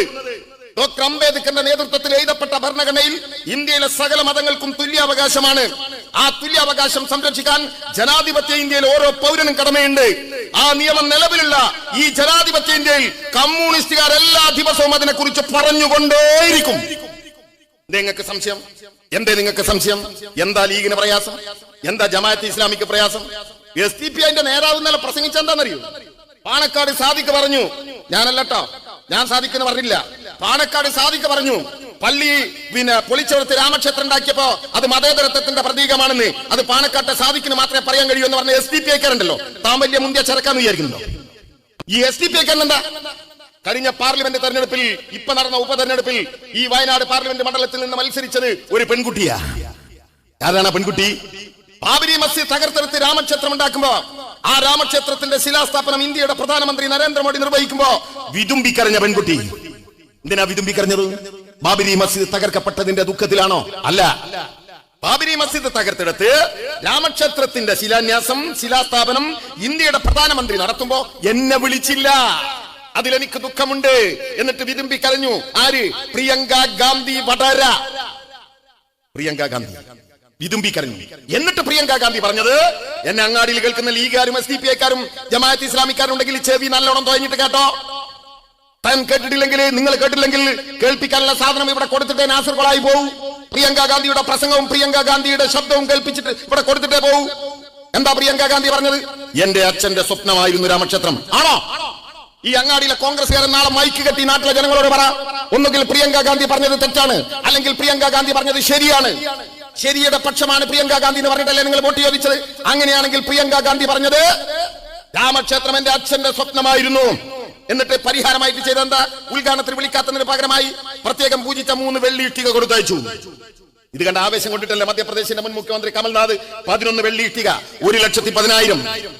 കഴിഞ്ഞ പാർലമെന്റ് തെരഞ്ഞെടുപ്പിൽ രാമക്ഷേത്രത്തിന്റെ പണി പൂർത്തീകരിച്ചപ്പോ RSSന്റെ രാഷ്ട്രീയ മുഖമായ BJP തെരഞ്ഞെടുപ്പിൽ ഉയർത്തിയ മുദ്രാവാക്യം എന്താണ്? ഹിന്ദുക്കളായ ആളുകളോട് പറഞ്ഞു, നോക്കൂ, ഞങ്ങൾ രാമക്ഷേത്രം ഉണ്ടാക്കിയിട്ടുണ്ട്, അതുകൊണ്ട് നിങ്ങൾ BJPക്ക് വോട്ട് ചെയ്യണം. അപ്പോഴാണ് ദിഗ്വിജയ് സിംഗ്, മധ്യപ്രദേശിന്റെ മുൻ മുഖ്യമന്ത്രി, AICC general secretary Digvijay Singh BJPക്കാരോട് എന്താ പറഞ്ഞത്? നിങ്ങൾ മാത്രം അങ്ങനെ അവകാശം പറയണ്ട, നിങ്ങൾക്ക് മാത്രം അവകാശപ്പെട്ടതല്ല ശ്രീരാമക്ഷേത്രം. 1982 ആ രാമക്ഷേത്രത്തിനകത്ത് പൂജ നടത്താൻ, ശിലാന്യാസം നടത്താൻ സൗകര്യം ചെയ്തു തന്നത് ഇന്ത്യൻ നാഷണൽ കോൺഗ്രസിന്റെ പ്രസിഡന്റും ഇന്ത്യയുടെ പ്രധാനമന്ത്രിയുമായിരുന്ന രാജീവ് ഗാന്ധിയാണ്. ആദ്യമായി പള്ളിക്കകത്ത് ശിലാന്യാസത്തിനും പൂജക്കും സൗകര്യം കൊടുത്തത് ഞങ്ങളാണ്. 1992 ഡിസംബർ 6 പ്രഭാതത്തിൽ പകലിൽ ആ ബാബരി മസ്ജിദ് തകർത്ത് മണ്ണോട് മണ്ണ് ചേർക്കുമ്പോ ലോകത്തിലെ 5ാമത്തെ സൈനിക ശക്തിയായ ഇന്ത്യയുടെ പട്ടാളക്കാരുണ്ടായിരുന്നു. ആ പട്ടാളക്കാരെ ഭാരക്കിൽ നിറക്കാതെ അവിടെ തന്നെ നിർത്തി അത് പൊളിക്കാനുള്ള സൗകര്യം നിങ്ങൾക്ക് ചെയ്തു തന്നത് ഇന്ത്യയുടെ പ്രധാനമന്ത്രിയായിരുന്ന കോൺഗ്രസിന്റെ പ്രസിഡന്റായ നരസിംഹറാവു ആയിരുന്നു. അതുകൊണ്ട് രാമക്ഷേത്രം അവിടെ ഉണ്ടാക്കപ്പെട്ടിട്ടുണ്ടെങ്കിൽ അതിന്റെ ക്രെഡിറ്റ് അത് BJPക്ക് മാത്രമല്ല, ഞങ്ങൾക്കുമാണ്. വേണോ കോൺഗ്രസിന്? വേണോ ലീഗിന്? വേണോ ജമാഅത്ത് ഇസ്ലാമിക്ക്? നിങ്ങൾക്ക് വേണോ ഈ പ്രസംഗം? ഞാൻ തരാം. അതിന്റെ ശബ്ദം തരാം, അതിന്റെ പത്ര റിപ്പോർട്ട് തരാം. ഇപ്പോഴും അവരെ നിഷേധിക്കൂല, ഇല്ലേ? അങ്ങനെയാ രാമക്ഷേത്രം ഉണ്ടാക്കിയത്. ആ രാമക്ഷേത്രം ഉണ്ടാക്കുമ്പോ രാമക്ഷേത്രത്തിന്റെ തറക്കല്ലിടുന്നാരാ? ഇന്ത്യയുടെ പ്രധാനമന്ത്രി. രാമക്ഷേത്രം ഉണ്ടാക്കിയിട്ട് ഉദ്ഘാടനം നിർവഹിക്കുന്നവരാ? ഇന്ത്യയുടെ പ്രധാനമന്ത്രി. ആരാ ഇന്ത്യയുടെ പ്രധാനമന്ത്രി? സത്യപ്രതിജ്ഞയുടെ ഇന്ത്യയുടെ ഭരണഘടന തൊട്ട്. എന്താ ഭരണഘടനയെ തൊട്ടിട്ട് പറയുന്നത്? എല്ലാ മതസ്ഥർക്കും തുല്യ അവകാശമുള്ള ഇന്ത്യയുടെ ഭരണഘടനയെ സാക്ഷി നിർത്തി ഞാൻ പറയുന്നു, ഞാൻ ഇന്ത്യയുടെ പ്രധാനമന്ത്രിയായി സത്യപ്രതിജ്ഞ ചെയ്യുന്നു. എവിടെന്നാ സത്യപ്രതിജ്ഞ ചെയ്ത്? പാർലമെന്റിനകത്ത്. എന്താണ് പാർലമെന്റ്? ഇന്ത്യൻ ജനാധിപത്യത്തിന്റെ ശ്രീകോവിൽ. ആ ശ്രീകോവിൽ ഒന്ന് പുതുക്കി പണിതു, പുതിയ പാർലമെന്റ് മന്ദിരം ഉണ്ടാക്കി. ആ പുതിയ പാർലമെന്റ് മന്ദിരം ഉണ്ടാക്കുമ്പോ അതിന്റെ ഉദ്ഘാടനം നിർവഹിക്കേണ്ടത് ആരാണ്? ഇന്ത്യയുടെ പ്രഥമ പൗരൻ എന്ന് പറഞ്ഞാൽ രാഷ്ട്രപതി. ആണാണെങ്കിൽ പ്രഥമ പൗരൻ, പെണ്ണാണെങ്കിൽ പ്രഥമ വനിത. ഇപ്പൊ രാഷ്ട്രപതി പെണ്ണാണ്. എന്താണ് അവരുടെ പേര്? ദ്രൗപദി മുർമു. അവരെ വിളിച്ചോ പാർലമെന്റിന്റെ ഉദ്ഘാടനത്തിന്? വിളിച്ചില്ല. എന്താ കാരണം? BJPയുടെ തത്വശാസ്ത്രം. ആ തത്വശാസ്ത്ര പ്രകാരം അവരെ വിളിക്കാൻ പറ്റില്ല. കാരണം എന്താ? അവര് പട്ടികവർഗക്കാരിയാണ്, താണജാതിയാണ്, പട്ടികവർഗക്കാരിയാണ്, അവര് വിധവയാണ്, അവര് സ്ത്രീയാണ്, 3ഉം ലക്ഷണക്കേടാണ്. അതുകൊണ്ട് പാർലമെന്റിന്റെ ഉദ്ഘാടനം നിർവഹിച്ചാരാ? നഗ്ന സന്യാസിമാർ. നമ്മുടെ നാട്ടിലൊക്കെ അമ്പലത്തിന് തറക്കല്ലിടലും ഉദ്ഘാടനം നടത്തലുകാരാണ് സന്യാസിമാർ. ഇവിടെ രാമക്ഷേത്രത്തിന്റെ ഉദ്ഘാടനം നിർവഹിച്ചാരാണ് ഇന്ത്യയുടെ പ്രധാനമന്ത്രി. തല കുത്തനെ കുല തത്തനെ. മനസ്സിലായില്ല? പക്ഷെ വേറൊരു സുഖമുണ്ട്. കഴിഞ്ഞ മഴക്കാലത്ത് രണ്ടിനും ഒരു ഐക്യണ്ടായി. 2 സ്ഥലത്തും പ്ലാസ്റ്റിക്കിന്റെ ബക്കറ്റ് വേണം. നല്ല ചോർച്ച, ഇല്ലേ? ഞാൻ അവസാനിപ്പിക്കാം. ഞാൻ ചോദിക്കട്ടെ പ്രിയപ്പെട്ടവരെ, ഈ രാമക്ഷേത്രത്തിന്റെ ഉദ്ഘാടനത്തിന് ഞങ്ങളെ ക്ഷണിച്ചു സീതാറാം യെച്ചൂരി. പോളിറ്റ് ബ്യൂറോ കൂടിയിട്ടില്ല, ഒരാലോചനയില്ല, ഒറ്റ വാക്കിൽ ഉത്തരം: ഞങ്ങൾ വരുകില്ല. എന്താ കാരണം? ഞങ്ങൾക്കൊരു നയമുണ്ട്. ഇതര മതസ്ഥരുടെ ആരാധനാലയം തകർത്ത് അവിടെ മറ്റൊരു മതസ്ഥരുടെ ആരാധനാലയം ഉണ്ടാക്കുന്നത് ഇന്ത്യൻ മതേതരത്വത്തിനെതിരാണ്, ജനാധിപത്യത്തിനെതിരാണ്. ആ ചടങ്ങിന് ഞങ്ങൾ വരികില്ല. കോൺഗ്രസിന് ക്ഷണക്കത്ത് കൊടുത്തു. കോൺഗ്രസ് AICC കൂടി ആലോചിച്ചു. ചിലർ പറഞ്ഞു പോവണം, ചിലർ പറഞ്ഞു പോവണ്ട, ചിലർ പറഞ്ഞു പോണ്ടണം. മനസ്സിലായി? ഉദ്ഘാടനത്തിന്റെ ദിവസം എന്റെ പ്രിയപ്പെട്ട കോൺഗ്രസ്, ഹിമാചൽ പ്രദേശിലെ കോൺഗ്രസിന്റെ മുഖ്യമന്ത്രി പോയി, മന്ത്രിമാര് പോയി, UP-യിലെ MLA-മാര് പോയി, UP-യിലെ PCC പ്രസിഡന്റുമാര് പോയി, ഈ ഇന്ത്യയിലെ വിവിധ സംസ്ഥാനങ്ങളിലെ കോൺഗ്രസിന്റെ MLA-മാരും MP-മാരും AICC മെമ്പർമാരടക്കം ക്ഷേത്രത്തിന്റെ ഉദ്ഘാടനത്തിൽ പങ്കെടുത്തു. ഞങ്ങൾ പോയില്ല. അപ്പൊ മുരളീധരൻ പറഞ്ഞൊരു കാര്യമുണ്ട്. മുരളീധരൻ എന്റെ പഴയ നേതാവ്. എന്താ മൂപ്പര് പറഞ്ഞു? മൂപ്പര് പറഞ്ഞു കമ്മ്യൂണിസ്റ്റുകാർക്ക് അമ്പലം, കമ്മ്യൂണിസ്റ്റുകാർക്ക് അമ്പലമുണ്ടോ? അമ്പലത്തിന്റെ ഉദ്ഘാടനത്തിൽ ഞങ്ങൾ പോയില്ല എന്ന് കമ്മ്യൂണിസ്റ്റുകാർ പറഞ്ഞാൽ അതൊരു വാർത്തയാണോ? കാരണം കമ്മ്യൂണിസ്റ്റുകാരന് അമ്പലമല്ലോ. എന്റെ പ്രിയപ്പെട്ട മുരളീധര, താങ്കളുടെ വന്യനായ പിതാവ് കേരളത്തിന്റെ മുഖ്യമന്ത്രി K. കരുണാകരൻ ഈ ഭൂമി മലയാളം അങ്ങോട്ട് ആമ്പലം മറഞ്ഞാൽ, ഇവിടെ കൊടുങ്കാറ്റടിച്ചാൽ, തീമഴ പെയ്താൽ, എന്ത് സംഭവിച്ചാലും മലയാള മാസം 1-ാം തീയതി എന്ന് പറഞ്ഞ ഒരു തീയതി ഉണ്ടെങ്കിൽ ആ തീയതിയിൽ കരുണാകരൻ മുടങ്ങാതെ പോകുന്ന ഒരു ക്ഷേത്ര നഗരമുണ്ട് കേരളത്തിൽ. ആ ക്ഷേത്ര നഗരത്തിന്റെ പേര് ഗുരുവായൂർ. ഗുരുവായൂർ ക്ഷേത്രം. യേശുദാസ് പാടിയ മനോഹരമായൊരു പാട്ടുണ്ട്. ഈ ചിലമ്പിച്ച ശബ്ദത്തിൽ ഞാനിപ്പോ അത് പാടിയാൽ ഒഴിവുള്ള കസേര എടുത്ത് നിങ്ങൾ എന്നെ എറിയുന്ന എനിക്ക് ഉറപ്പുള്ളത് കൊണ്ട് ഞാൻ പാടുന്നില്ല. ഞാനൊന്ന് പറയാം. എന്താ യേശുദാസ് പാടിയത്? ഗുരുവായൂരമ്പല നടയിൽ ഒരു ദിവസം ഞാൻ പോകും. യേശുദാസിന് പോകാം, അകത്തേക്ക് കയറാൻ പറ്റൂല. എന്താ കാരണം? യേശുദാസ് ക്രിസ്ത്യാനിയാണ്. ഇതര മതസ്ഥർക്ക് ഗുരുവായൂരമ്പലത്തിലേക്ക് പ്രവേശനമില്ല. എന്നാൽ പതിറ്റാണ്ടുകൾക്ക് മുമ്പ് കേരളത്തിലെ സകല ഹിന്ദുക്കളും തങ്ങളുടെ ദൈവത്തെ കാണാൻ, പ്രിയപ്പെട്ട ഭഗവാൻ കൃഷ്ണനെ കാണാൻ പരാതികളും പരിഭവങ്ങളും പറഞ്ഞ് പ്രാർത്ഥിച്ച് പരിഹാരം ആവശ്യപ്പെടാൻ ഒരുമിച്ച് പോയി. അവരിൽ ചിലരുടെ മുമ്പിൽ ആ വാതിലുകൾ കൊട്ടിയടക്കപ്പെട്ടു. എന്താ കാരണം? RSSന്റെ തത്വസംഹിത ഇന്ത്യയിലെ ഹിന്ദുവിനെ 4 തിരിച്ചു. ബ്രാഹ്മണൻ, ക്ഷത്രിയൻ, വൈശ്യൻ, ശൂദ്രൻ. ശൂദ്രനേക്കാൾ എന്താന്നവരുണ്ട്? പുലേരുണ്ട്, പറയരുണ്ട്. വർത്തമാനകാല കേരളത്തിൽ നിങ്ങളൊന്ന് പറഞ്ഞു നോക്കി, പുലേര് പറയരെന്ന് പറഞ്ഞതേ ഓർമ്മ ഉണ്ടാവുള്ളൂ. തൊള്ളയിലെ പല്ല് നിലത്തുണ്ടാവും, വാവിലേക്ക് നാവിടുന്നതിനും. അതാ കേരളം. താണജാതിക്കാരന് പ്രവേശനമില്ല ഗുരുവായൂരമ്പലത്തിലേക്ക്. അന്ന് ഇന്ന് എല്ലാവർക്കും പോവാ. എങ്ങനെയാ? RSSകാരും സന്യാസിമാരും വരൂ വരൂ കടന്നു വരൂ സോദരന്മാരെന്ന് പറഞ്ഞ് വിളിച്ചു കയറ്റിയതാ? അല്ല, ഇല്ലേ? ഗുരുവായൂരമ്പലത്തിൽ പോയ ആരെങ്കിലും ഇവിടെ ഉണ്ടാവും? ഉണ്ടെങ്കിൽ ഇനി പോകുമ്പോ ഒന്ന് ശ്രദ്ധിക്കുക. പോയവരുണ്ട്, ഇനി പോകുമ്പോ ശ്രദ്ധിക്കുക. അവിടെ ഒരു ഗേറ്റ് ഉണ്ട്. എന്താ ഗേറ്റിന്റെ പേര് അറിയോ? AKG gate. കമ്മ്യൂണിസ്റ്റുകാരുണ്ടാക്കിയല്ല. എങ്ങനെയാ ഈ താണജാതിക്കാരൻ അവിടെ പ്രവേശനം കിട്ടിയെന്നറിയോ? വലിയ സമരം നടന്നു ഗുരുവായൂരമ്പലത്തിലേക്ക്. ഗുരുവായൂർ സത്യാഗ്രഹം. ആ സമരത്തിന്റെ വളണ്ടിയർ ക്യാപ്റ്റന്റെ പേര് സഖാവ് AKG. ആ സമരത്തിന്റെ കാലത്താണ് കൃഷ്ണപിള്ള ഗുരുവായൂരമ്പലത്തിന്റെ മണിയടിച്ചത്.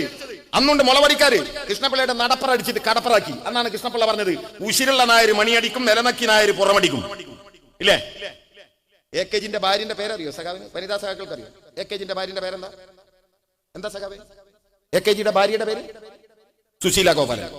എനിക്കറിയാഞ്ഞിട്ടല്ല, ഞാൻ നിങ്ങളോടൊന്ന് ചോദിച്ചതാ. ഒരു ചെറിയ തിരുത്തുണ്ടാ പറഞ്ഞു. സുശീല AKGയുടെ 2ാമത്തെ ഭാര്യയാണ്. ഗുരുവായൂർ സത്യാഗ്രഹം നടക്കുമ്പോൾ സുശീല AKGയുടെ ഭാര്യ, അമ്മാവന്റെ മകൾ. AKG നിരാഹാരം കിടക്കുമ്പോ അമ്മോശൻ കാക്ക, അങ്ങനല്ലേ പറയാ ഭാര്യ പിതാവിന്, അമ്മോശൻ കാക്ക വന്ന് മരുവനോട് പറഞ്ഞു, എണീക്ക് എണീക്ക് എണീക്ക്, ഇത് നമ്മൾ ഉയർന്ന ജാതിക്കാർക്ക് മാത്രമുള്ള അമ്പലം, ഇവിടെ കണ്ട പറയനും പുലിയനും ഒക്കെ നമുക്ക് ക്ഷീണാണ്. അന്ന് AKG പറഞ്ഞൊരു മറുപടി ഉണ്ട്, എന്നെ കേൾക്കുന്ന ഇവിടെയുള്ള സകല മതവിശ്വാസികളും സ്വർണ്ണലിപിയിൽ എഴുതി വീടിന്റെ മുൻവശത്ത് ആണിയടിച്ച് തൂക്കിയിടണം. എന്താ AKG പറഞ്ഞത്? മനുഷ്യൻ ദൈവത്തിന്റെ സൃഷ്ടിയാണെങ്കിൽ. എങ്ങനെ? മനുഷ്യൻ ദൈവത്തിന്റെ സൃഷ്ടിയാണെങ്കിൽ സൃഷ്ടാവിനെ കാണാൻ സകല സൃഷ്ടികൾക്കും തുല്യ അവകാശമാണ്.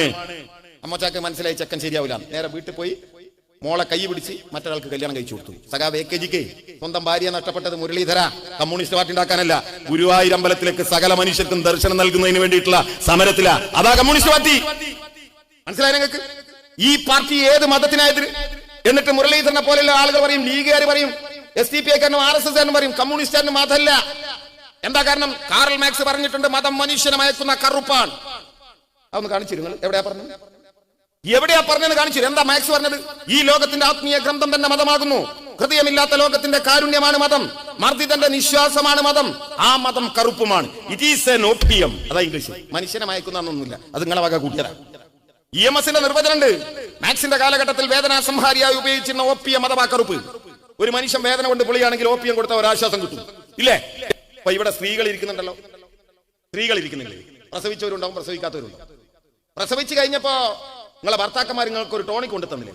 ഇല്ലേ? പല വീടുകളിലും ഇപ്പോഴും ഉണ്ടാവും. പ്രസവിച്ചവരുണ്ടെങ്കിൽ വീട്ടിലുണ്ടാവും ടോണിക്. ആ ടോണിക്കിന്റെ കുപ്പി ഉണ്ടെങ്കിൽ പുറത്ത് അതിന്റെ ചേരുവ, ഇംഗ്ലീഷിൽ കണ്ടന്റ് എന്ന് പറയും, എന്നിട്ട് വായിച്ചു നോക്കുന്നു. അതിലൊരു 18-20% ബ്രാൻഡി ഉണ്ടാവും. എന്തിനാണ്? ഈ പ്രസവം കഴിഞ്ഞ സ്ത്രീകളുടെ രക്തശുദ്ധീകരണത്തിനും രക്തം അധികാരം ഒന്ന് വർദ്ധിക്കാൻ. അതിനാണ്. അപ്പൊ ഒരുത്തം വിചാരിച്ചു, എന്റെ ഭാര്യനെ ഒന്ന് ഉഷാറാക്കണം, ഓനൊരു കുപ്പി ബ്രാൻഡി വാങ്ങിക്കൊടുത്തു. എങ്ങനെ ഉണ്ടാവും? അതിന്റെ പേരാണ് RSS, അതിന്റെ പേരാണ് ജമാഅത്ത് ഇസ്ലാമി, അതിന്റെ പേരാണ് SDPI. ആ ബ്രാൻഡി കുപ്പിന്റെ, അതായത് മതവർഗീയത. മതം വേറെ, മതവർഗീയത വേറെ. മനസ്സിലായി നിങ്ങൾക്ക്? മതം വേറെയാണ്, മതവർഗീയത വേറെയാണ്. അതുകൊണ്ടാണ് ഞങ്ങൾ RSSനെ എതിർക്കുന്നത് പോലെ ഞങ്ങൾ എതിർക്കും, SDPI എതിർക്കും, ജമാഅത്ത് ഇസ്ലാമി എതിർക്കും, കാസ കൂസ സകലത്തിനെ എതിർക്കും. നിങ്ങൾ ജമാഅത്ത് ഇസ്ലാമിക്കാരനോട് ചോദിച്ചോക്ക്, SDPIക്കാരനോട് ചോദിച്ചോക്ക്, RSSകാരനോട് ചോദിച്ചോക്ക്, കാസിയോട് ചോദിച്ചോക്ക്, നിങ്ങളുടെ മുഖ്യ ശത്രു ആരാണ്? ഒറ്റവാക്കിൽ ഉത്തരം, ഞങ്ങളുടെ മുഖ്യ ശത്രു കമ്മ്യൂണിസ്റ്റുകാരാണ്. അത് ഞങ്ങൾക്കുള്ള അംഗീകാരമാണ്. ഞങ്ങൾ നേരിന്റെ വഴിയിലാന്നുള്ള തിരിച്ചറിവാണ്. മനസ്സിലായി നിങ്ങൾക്ക്? ഇപ്പോ മുസ്ലിം ലീഗ്, ഇപ്പം ഞാൻ അവസാനിപ്പിക്കാം, പല കാര്യങ്ങളും പറയാനുണ്ടെങ്കിൽ ഒന്ന് ചുരുക്കുക. ഇപ്പൊ ഈ അടുത്ത കാലത്ത് മലപ്പുറവുമായി ബന്ധപ്പെട്ട കാര്യങ്ങളൊക്കെ പറയുമ്പോ ലീഗ് പറയുന്ന ഒരു കാര്യമുണ്ട്. മലപ്പുറം എന്ന വാക്ക് കമ്മ്യൂണിസ്റ്റുകാർ മിണ്ടിപ്പോയത്. ഏതോ ഒരു സിനിമയിലുണ്ടല്ലോ, ശ്രീനിവാസന്റെ സിനിമയിൽ മറ്റേ ഇതിനെ കുറിച്ച് പറയുന്ന പോങ്ങിനെ കുറിച്ച് ഒരു അക്ഷരം പറയുന്നു. ഇല്ലേ? അംസാക്ക ചോദിച്ചൊരു ചോദ്യമുണ്ട്, മലപ്പുറം എന്ന് പറഞ്ഞാൽ എന്റെ മൂത്താപ്പന്റെ വകയെന്ന് ചോദിച്ചില്ല അംസാക്ക. എന്നാൽ ഞങ്ങൾ കമ്മ്യൂണിസ്റ്റുകാർ പറയും, ഈ മലപ്പുറം ജില്ല ഉണ്ടല്ലോ, അത് ഞങ്ങളുടെ മൂത്താപ്പന്റെ. എന്താ കാരണം? അൻവർ പറഞ്ഞ നിങ്ങൾ കേട്ടില്ലേ? എന്താണ്? പിണറായിന്റെ വാപ്പന്റെ മാതിരിയാണ്. പിന്നെ ഇടക്കിടക്ക് മൂപ്പര് വാപ്പനെ മാറ്റി, അതിലേക്കൊന്നും എപ്പ കിടക്കുന്നില്ല. പിണറായിന്റെ വാപ്പന്റെ മാതിരിയാണ് അൻവർ പറഞ്ഞു. ഇല്ലേ? ഞങ്ങൾക്കും പിണറായി വാപ്പന്റെ മാതിരിയായി. ഈ നാട് സംരക്ഷിക്കുന്ന മനുഷ്യനാണ് പിണറായി, വാപ്പയാണ്. അപ്പം ബാപ്പന്റെ മൂത്തേനെയാണ് ഞങ്ങൾ മൂത്താപ്പാന്ന് വിളിക്കുക. അങ്ങനെയുള്ള ഒരു മൂത്താപ്പായിരുന്ന സഖാവ് EM ശങ്കരൻ നമ്പൂതിരിപ്പാട് ഉണ്ടാക്കി തന്നതാണ് ഈ മലപ്പുറം. ഞങ്ങളെ മൂത്താപ്പന്റെ. നിങ്ങൾക്ക് എന്തേ സംശയമുള്ളത്? മലപ്പുറം ഞാൻ പലപ്പോഴും പറയേണ്ട, ആവർത്തിക്കില്ല. കേരളത്തിൽ മാത്രമല്ല, അന്തമാനിലൊക്കെ അടക്കുന്നുണ്ട്. എന്താ കാരണം? 1921 അന്ന് നമ്മള് ഇമ്മലയാളത്തില് ഒത്തുചേർന്ന് വെള്ളയോടെ എതിർത്ത് നല്ല മട്ടില് നമ്മൾ ഉണ്ടാക്കുന്ന നെല്ല് ജന്മിമാരെ തീറ്റുവാൻ സമ്മതിക്കില്ലെന്നതാണ് ഏതു ഏറ്റ് മുട്ടുവാൻ. നമ്മളുടെ കാശു വാങ്ങി ഇംഗ്ലണ്ടിലേക്ക് അയക്കുവാൻ സമ്മതിക്കില്ലെന്നതാണ് ഏതു ഏറ്റ് മുട്ടുവാൻ. ഞാൻ സകല യോഗത്തിലും പാടി നിങ്ങൾക്ക് തന്നെ കാണാപ്പാടായിരിക്കും ഈ പാട്ട്, ഇല്ലേ? ഞാൻ എല്ലാ യോഗത്തിലും ഇത് പാടലുണ്ട്. കാരണം എന്താ, 921 പറയണമെങ്കിൽ ഈ പാട്ട് പാടണം. ഈ പാട്ട് പാടിയപ്പോ ബാക്കിൽ നിന്ന് ചിലരൊക്കെ അങ്ങനെ തലയാട്ടിനെ ഞാൻ കണ്ടിട്ടുണ്ട്. നിങ്ങൾ വിചാരിക്കുന്നുണ്ട് അത് മോയിൻകുട്ടി വൈദ്യർ എഴുതിയതാണ്? ലീഗാരൊക്കെ അങ്ങനെ വിചാരിച്ചിട്ടുണ്ട് കേട്ടോ. ഓല് ഇങ്ങനെ തല അങ്ങനെ ആട്ടിക്കൊടുക്കും. 1921 100ാം വാർഷികം 2021 ആചരിച്ചു. നമ്മൾ ആചരിച്ചു, ലീഗ് ആചരിച്ചു, SDP ആചരിച്ചു, ജമാഅത്ത് ഇസ്ലാമി, മുസ്ലിം ലീഗ്. നമ്മൾ ഈ പാട്ട് പാടി, ലീഗും ഈ പാട്ട് പാടി. ലീഗാർ വിചാരിച്ച മോയിൻകുട്ടി വൈദ്യർ എഴുതിയാണെന്ന്, ഇല്ലേ? SDP-ക്കാരൻ ഈ പാട്ട് പാടി. SDP-ക്കാരൻ ഒന്നുകൂടി പറഞ്ഞു, എന്താ പറഞ്ഞു? 21 ഊരിയ കത്തി അറബിക്കടലിൽ എറിഞ്ഞിട്ടില്ല, ഇപ്പോഴുമുണ്ട് ഞങ്ങളുടെ കയ്യിൽ. ആ കത്തി നിങ്ങളുടെ കയ്യിൽ ഉണ്ടെന്ന് ഞങ്ങൾക്കറിയാം. ആ കത്തി കൊണ്ടാണ് മഹാരാജാസിന്റെ തിരുമുറ്റത്ത് ഞങ്ങളുടെ പ്രിയപ്പെട്ട കുഞ്ഞനിയൻ അഭിമന്യുവിന്റെ നെഞ്ചിലേക്ക് നിങ്ങൾ കുത്തിക്കയറ്റിയത്. ആ കത്തിയാണ്. പ്രിയപ്പെട്ടവരെ, അഭിമന്യു കൊല്ലപ്പെട്ട ഒരാഴ്ച കഴിഞ്ഞപ്പോ തൃപ്പൂണിത്തറയിൽ സ്വരാജിന്റെ നാട്ടിൽ ഒരു പരിപാടിയിൽ പങ്കെടുത്ത് ഞാൻ നാട്ടിലേക്ക് മടങ്ങാൻ. എറണാകുളത്താണ് എന്റെ വണ്ടി. കാറിൽ മടങ്ങുമ്പോൾ കൂടെയുള്ള സഖാക്കളോട് ഞാൻ ചോദിച്ചു, സഖാക്കളെ, നിങ്ങൾ എന്നെ ഒന്ന് മഹാരാജാസിലേക്ക് കൊണ്ടുപോകൂ. പ്രിയപ്പെട്ടവരെ, അവരെന്നെ കൊണ്ടുപോയി. രാത്രിയുടെ 2ാം യാമത്തിൽ മഹാരാജാസിന്റെ പിറകുവശത്തെ ഗേറ്റിനരികിൽ ഞാൻ ഇറങ്ങുമ്പോ ഞാൻ കണ്ട കാഴ്ച എന്താ അറിയോ? അവിടെ ആ വെളുത്ത ചുമരിൽ ചുവന്ന അക്ഷരങ്ങളിൽ നമ്മുടെ കുഞ്ഞനിയൻ അവസാനമായി എഴുതി വെച്ച അക്ഷരങ്ങൾ എന്താണെന്നറിയോ? വർഗീയത തുലയട്ടെ. ഇടുക്കിയിലെ വട്ടവടയിൽ നിറങ്ങി വന്നൊരു കാറ്റ് എന്റെ ചെവിയിലൂടെ മന്ത്രിച്ചു കടന്നുപോയി. ഞാൻ പറ്റ മകനെ. ആ കത്തി ഞങ്ങൾ മറക്കില്ല, ഇല്ലേ? പക്ഷെ ഈ പാട്ട് പാടിയത് ആരെന്നറിയോ? ലീഗിനും കോൺഗ്രസിനും SDP-ക്കൊക്കെ ഇല്ലേ കേട്ടോ. കൊണ്ടോട്ടിക്കാരനായ സഖാവ് കമ്പളത്ത് ഗോവിന്ദൻ നായർ. കമ്പളത്ത് ഗോവിന്ദൻ നായരുടെ 1-2 ബാക്കി പാടി ഇരിക്കുന്നുണ്ടായിരുന്നു, പോയി എനിക്ക് തോന്നുന്നു. അവർ പോയി. നമ്മുടെ സഖാക്കള് വായക്കാട് ഞാൻ പ്രസംഗിച്ചുകൊണ്ടിരിക്കുമ്പോ കമ്പളത്ത് ഗോവിന്ദൻ നായരുടെ മകളുടെ മകൾ എന്റെ അടുത്ത് വന്നിട്ട് പറഞ്ഞു, സഖാവേ, എന്റെ വല്യച്ഛനെ നിങ്ങൾ ഓർത്തല്ലോ. സഖാവ് കമ്പളത്ത് ഗോവിന്ദൻ നായർ ഈ കവിത എഴുതിയനാണ് പോലീസ് പിടിച്ചുകൊണ്ടുപോയി കൊണ്ടോട്ടി പോലീസ് സ്റ്റേഷനിൽ അടിച്ചിട്ട് വിരല് തകർത്ത് കളഞ്ഞത്. ഈ കവിത പ്രസിദ്ധീകരിച്ചതിനാണ് ചരിത്രത്തിൽ ആദ്യമായി ദേശാഭിമാനി പത്രം ബ്രിട്ടീഷുകാർ അടച്ചുപൂട്ടിയത്. എന്റെ ചോദ്യം അതൊന്നുമല്ല. 1921 നടന്നത് ഇവിടെ നേരത്തെ ജയരാജൻ സഖാവ് പറഞ്ഞു, കർഷകനും കർഷക തൊഴിലാളികളും നടത്തുന്ന സമരത്തിന്റെ കൂടെ എക്കാലത്തും കമ്മ്യൂണിസ്റ്റ് പാർട്ടി ഇവിടെ ഉണ്ട്. ഏറനാട് വള്ളുവനാട് താലൂക്കാണ് അന്ന്. പിന്നെ മലപ്പുറം ഇല്ല. ഇവിടെ നിന്ന് നാട് കടത്തപ്പെട്ടവർ അന്തമാരിൽ ഉണ്ടാക്കിയ നാട് ഒക്കെ പറയാൻ സമയമെടുക്കും, ഞാൻ ചുരുക്കാണ്. മലപ്പുറം, മഞ്ചേരി, നിലമ്പൂര്, പൂക്കോട്ടൂര് ഒക്കെ ഉണ്ട്.